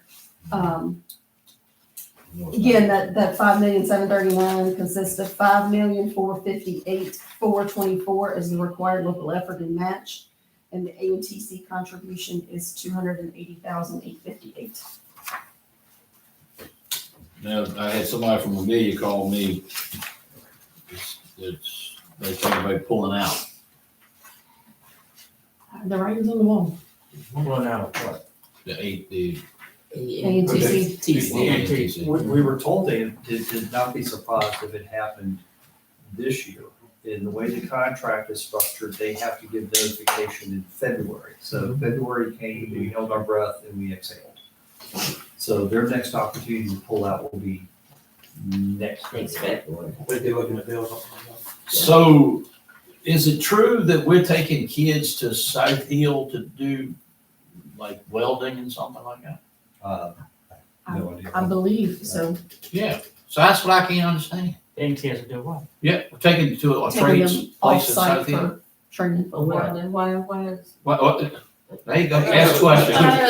Over there, I mean, you know. Then why are we putting so doing much that? money? Why are they taking kids to do what? Do welding, to be trained in South Hill, Yeah, instead of really. down We'll be doing a program. at the, okay, at the. We Not tried only many summer. times to arrange a joint meeting with the school board and the efforts didn't pan out.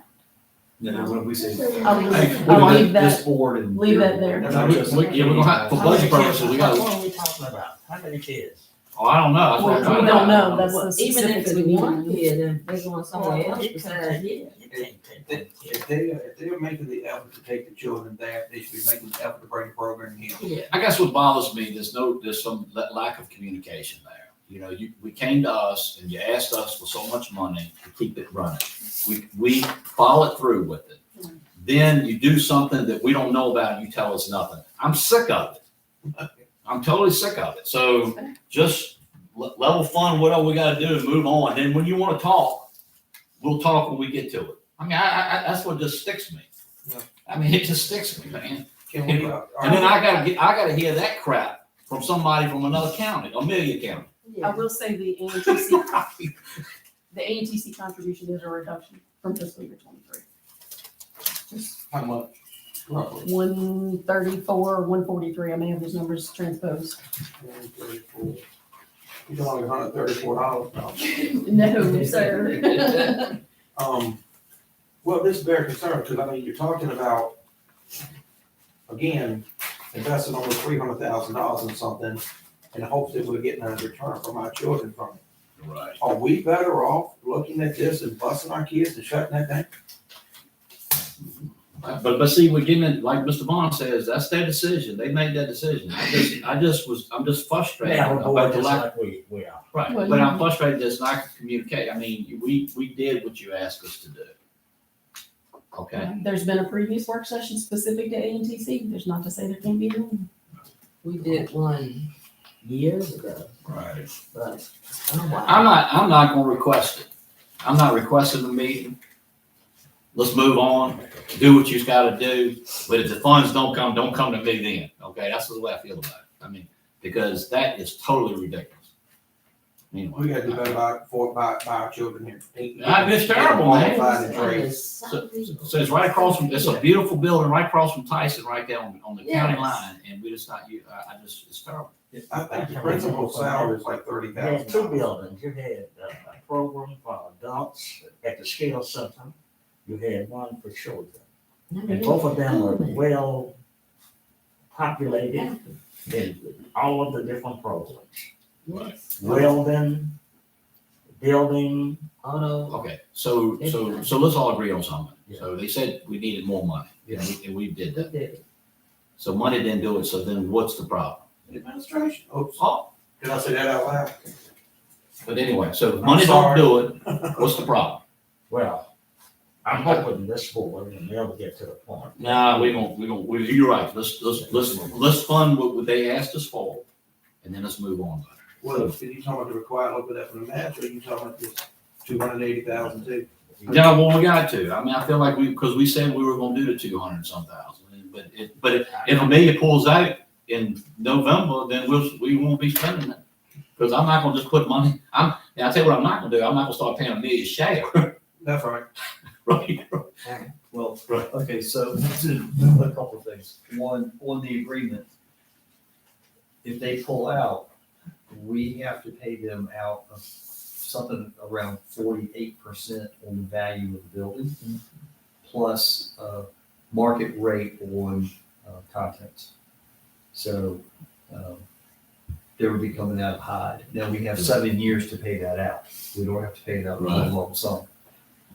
The other thing I want to ask the board to do is just think about one of the topics that you'll have in front of you at the LRA meeting Thursday night.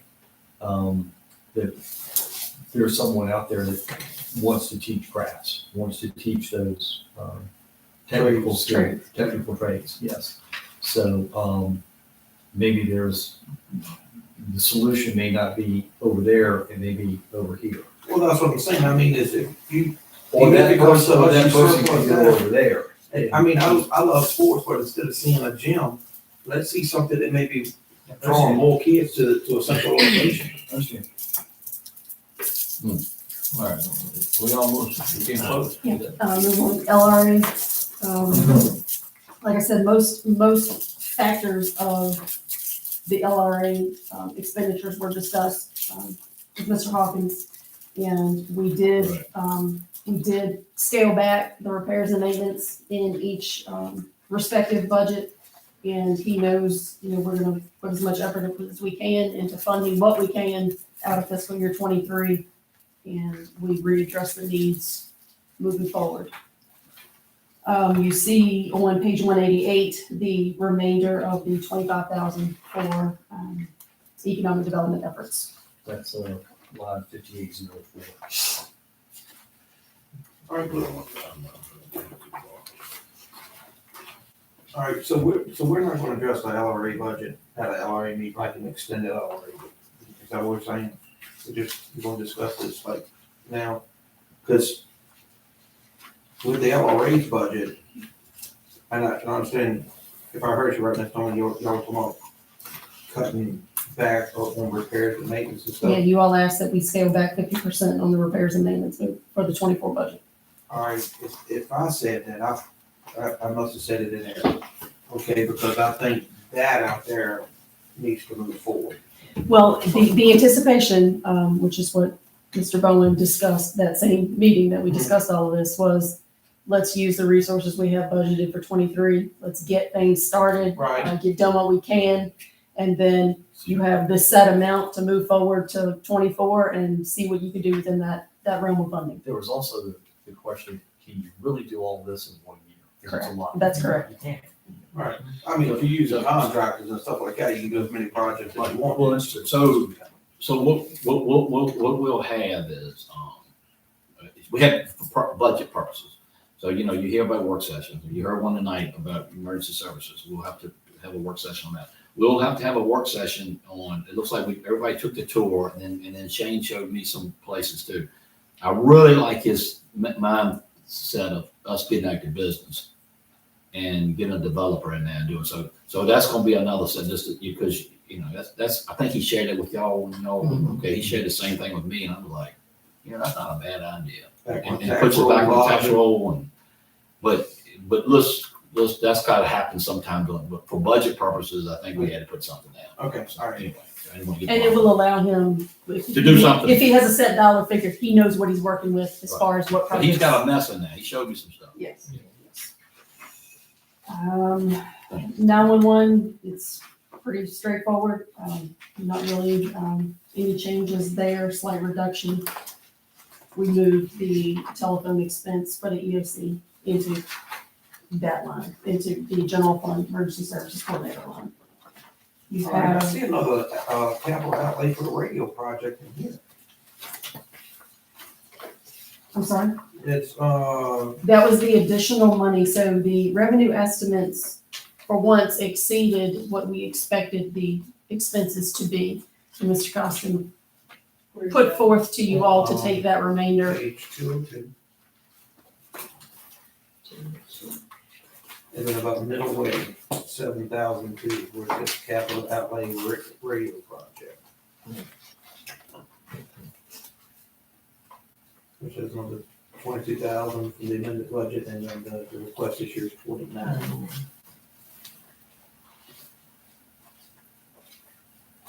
For the big capital radio project, public radio system, have we looked at them? Is there a possibility of any alternative funding, like grant funding or anything for that? Have we checked on that? Well, The yeah, 800. we got the Spanberger assistance Yeah. for me, Okay. so we're working grants all the time on that. That's what I'm physically typing it right That's what I'm doing up here now. Yeah, Cheryl and I are working this $1 million one right now. We got a million, For $8 million. 1 million. Yeah. What was it for? Yeah. The one, Yeah. okay, the 1 million that Representative Spanberger is pretty much guaranteed.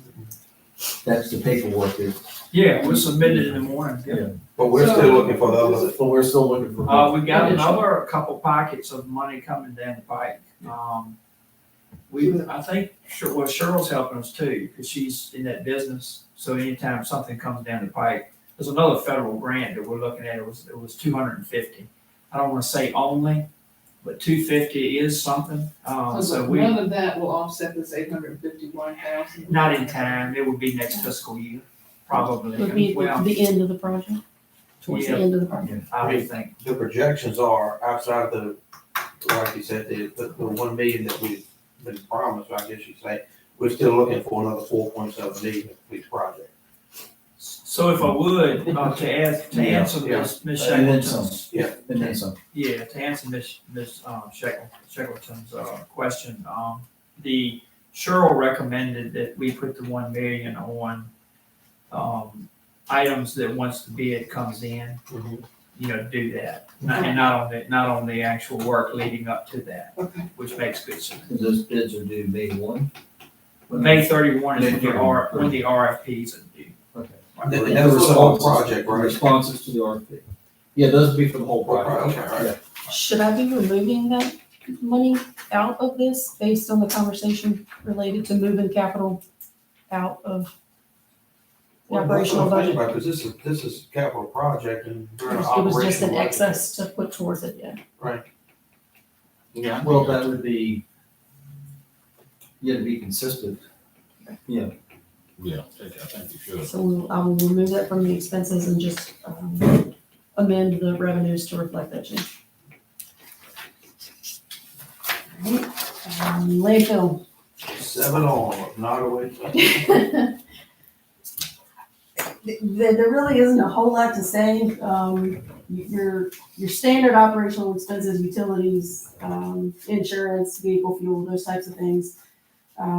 That's been mostly based on actual year-to-date expenditures and fluctuations in fuel related to utilities, that type of thing. The equipment repairs and maintenance is reflective of the 3 equipment leases. Should all 3 of those move forward, we know we have 1 in place, and you all have information in your meeting package for Thursday night in relation to the second one.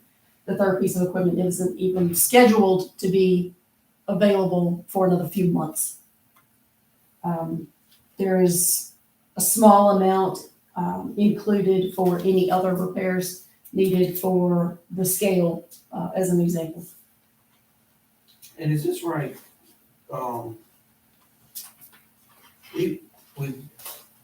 The amended budget from last year was $250,000 for part-time salaries. And $243 this year. We're not scheduled to use all of that 250,000.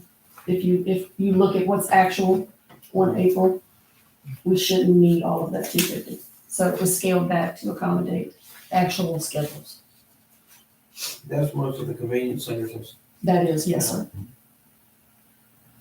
Okay. And then where we put, you said 30,000 for the equipment repairs and maintenance. Is that right? For the lease themselves, is that right? No, over and above what those 3 leases would cost for a 12-month period, I have a small amount included in addition to that for the remaining equipment down there. Perfect example being the scales. If the scales go down and we have a service call and we have repairs to be made, we need to pay for that from somewhere. Okay, but the 270 is reflective of those leases as well? Yes. And we're still projecting a savings at this point of 7,000. Based on past repair expenses, I'm hoping that proves itself, yes, sir. All right, because our hope is that the lease will bring that on down further. It's possible. Because the first lease that we had in place was actually a reduction over what was originally estimated.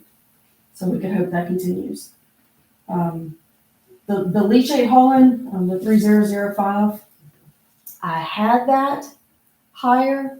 But if they stay on top of the leachate hauling, and we are able to do that regularly now with one of our own staff and vehicles, I'm hoping that 40,000 may be a little exaggerated. Okay. But we won't know until into the year. Mm. The It also 30, helps when we have drops. Yeah, true, yes. The 30,000 just below that is basically the stone cost for the site. gotcha, you're hauling in? Yes. Yeah, okay. Whoa, wait a minute. You talking about that they're adding in the sales? No. 30,000 is the Lux Stone expense related to the landfill itself. Annual expenses of That's what the they, need. not like for the driveways, or you talking about that's what the expense for putting in the sales itself as you drive it up in there and stuff like that and starts getting wet, so. All the grounds where it's needed, yes, sir. Including the convenience centers. Because I think we put a load of stone in one of the convenience centers the other day.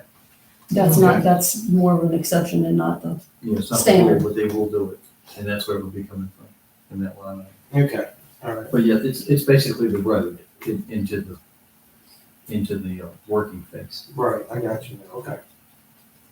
the 90,000 you see for engineering is based on current engineering expenses. With Draper Aiden. TRC. TRC, that's already used to. Everything else is standard operating expenses, salary and fringes. The 20,000 is included for the second phase of the solid waste study.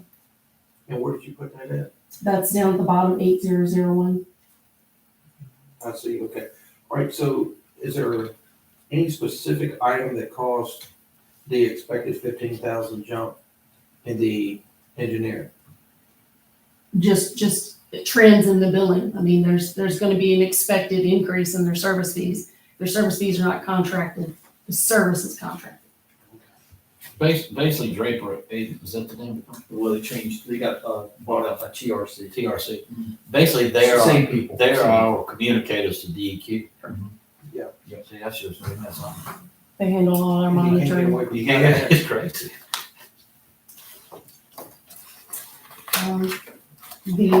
You do have just for your information, the school summary sheets of their revenue and expenditures. I wanted you to have the whole figure. And the last 2 pages that were left out of the tab is the block grant funding that you all have seen named the planning fund in the past. And that is reflective of the small amount remaining to be collected in the project income and the $40,000 for the town of Blackstone request for the weatherization project. And that's all I have. Well, that was a 3.5-hour dose. Mr. Coffin, Ms. Thomas. You're on schedule, boy. Yes, sir. Had y'all, had I'm they standing had up, y'all be any offended by discussion that. with y'all about these retention loans? Did they mention anything about that to y'all? Say it again. I asked if the school and their discussion about the budget, did they ever mention these retention loans? As Ms. Turner said, we asked for, if you remember looking at the budget schedule, we had something in there for a joint meeting between the 2 boards. And we literally had one response, correct me if I'm wrong, Katie, Oh, we've got 30 minutes before a meeting. There were two different attempts and it just didn't suit Don't- the school Don't board's do it anymore. It's schedule. good. I'll be at y'all fault. to accommodate. Yeah. Right. We don't need the old anymore. That's fine. Oh, So no, to answer your question, for we never heard specifically about retention bonuses. Well- Just on the school, we get to the point where we have to look at the capital investment in the security systems or something. And I don't know, something to keep our ears open for. The state is looking at taking an extra 50 million from the lottery fund and putting in grants for security renovations and. Some way to look at it. Yeah, do something to. Yeah, did y'all get that email I sent y'all too, about the school security grants, and I forwarded it to some of the Yeah. school board members and stuff too, because there was some additional discussions at the General Assembly. And I forwarded that to most of y'all and the school board members as well.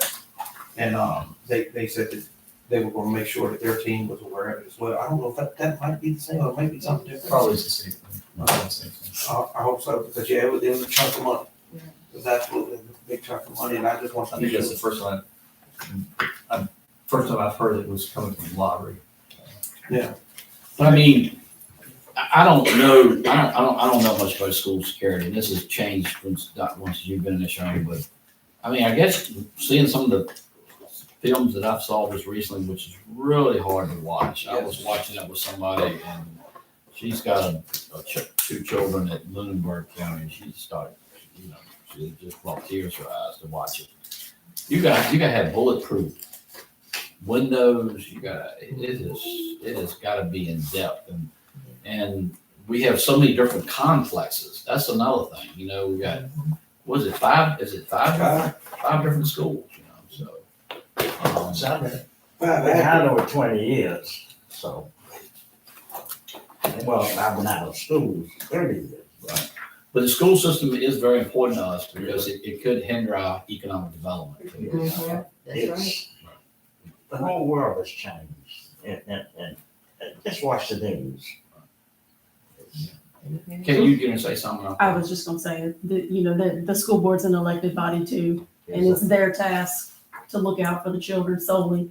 So, the hope is that everybody's got the same Yeah. intention. So, all right, so let's go ahead and tie this monster up. Right? So you'll take a look at these numbers and redo the numbers, and looking at I'm gonna look at the budget clock again. We would probably like to have a public hearing in May. Am I saying that right? Or June? Next May, early June. May would be early May would be- Well, yeah, anything early is preferred than to the last minute. All right, so we're gonna have an April meeting now. This is this week, so can we send some, when will y'all, we need to get back together, guys. I mean, should we go ahead and, I hate to do this, but plan it next Monday again, the 24th? Does that give y'all enough time? I mean, respectful. Well, I mean, we gotta move forward with it, but right. I just I'll wanna make go sure. to Monday, the 1st of May. It gives me enough time to do the numbers as far as some of the extenuating information that we need to find out. Yeah, I'm not sure, but we can certainly change the number. we'll shoot for the, May 1st. Give it a- I'm good with whatever day y'all want. I mean, I just All right, let's, wanna make can you do sure. 6 o'clock in, how is that hard for you? Okay, no, yeah. I can do 6. That All would right. give us, plenty of time. I think it's that What day are you going? getting final May numbers. from the 1st, it's commissioner. a Monday It's show, gonna be important. 6 o'clock in the same building. May 1st. Yeah, May 1st. 1st. And just put budget, What time? 6 o'clock? just 6 o'clock, and if it's Well, possible, I can't deal with this 6-9. I know me either, I agree with you, and that ain't 6-9, that's 6-9-30. Mhm. But we had I knew this was gonna be tough. If y'all had guessed, did we cut 300? I think somewhere like 350. Yeah. We still got some ways to go. Yeah. Since we're talking about money, everybody throw $1 in, whoever comes the closest wins the pot, we'll work it that way. We gonna dip in the general fund, we might as well just suck it up. Well, Have y'all dipped in the general fund every year to balance the budget? We probably have. There are very few that it hasn't, yes, ma'am. for the So how do heavy you mail. do that? Short of a year that Yeah, taxes were general fund. We increasing. do that grant raising taxes. No, I get that, that wasn't what I was asking. How do you dip into it every year and yet your general fund continues to grow? No. Well, hold on a minute. We budgeted that we dipped into it, but we ain't always You dipped didn't into it. actually That's say. right. Again, you're talking estimates versus That's actual. right. That's right. And That's why I agreed with Mr. Man over here. Because I didn't want to say we cut the taxes. Let's go back to personal property. I said, I didn't want to cut it, and then next year we gained 300,000. The citizens would have been like, what are you doing? Yeah. but we did still gain. You get that all percent? You're thinking that we gained, Ideally, if you collect every dime that was budgeted, there could be a small gain, yes. Don't ask me what that figure is off the top of my head. Because we're still getting figures in from the commissioner revenue. Right, and you still got 2 more months. But again, that's 100% collection of everything you budgeted. Right. So we don't know we gained yet until June, August. So he don't have any bragging rights as No, of yet. He thinks he can have bragging rights. At worst, we'll hit level. that was the hope. Hey, I don't hope, I got faith. All right, good meeting. Thank y'all. Do y'all do round table real quick? I have nothing. Mm-mm. All right, I'll make a motion to adjourn. So moved. Got a second? Second. Got a second? All in favor, signify by standing up and saying Ah, aye. ah, ah. As my grandma used to say, my bootsy is hurting back here. My boots. That's what she would call it. I think it's a record with workshop. Okay, folks, see you Thursday. Thursday, yeah. Well, You better plan it. You set a record with workshop. I can't help it. I didn't know. But like you said, the world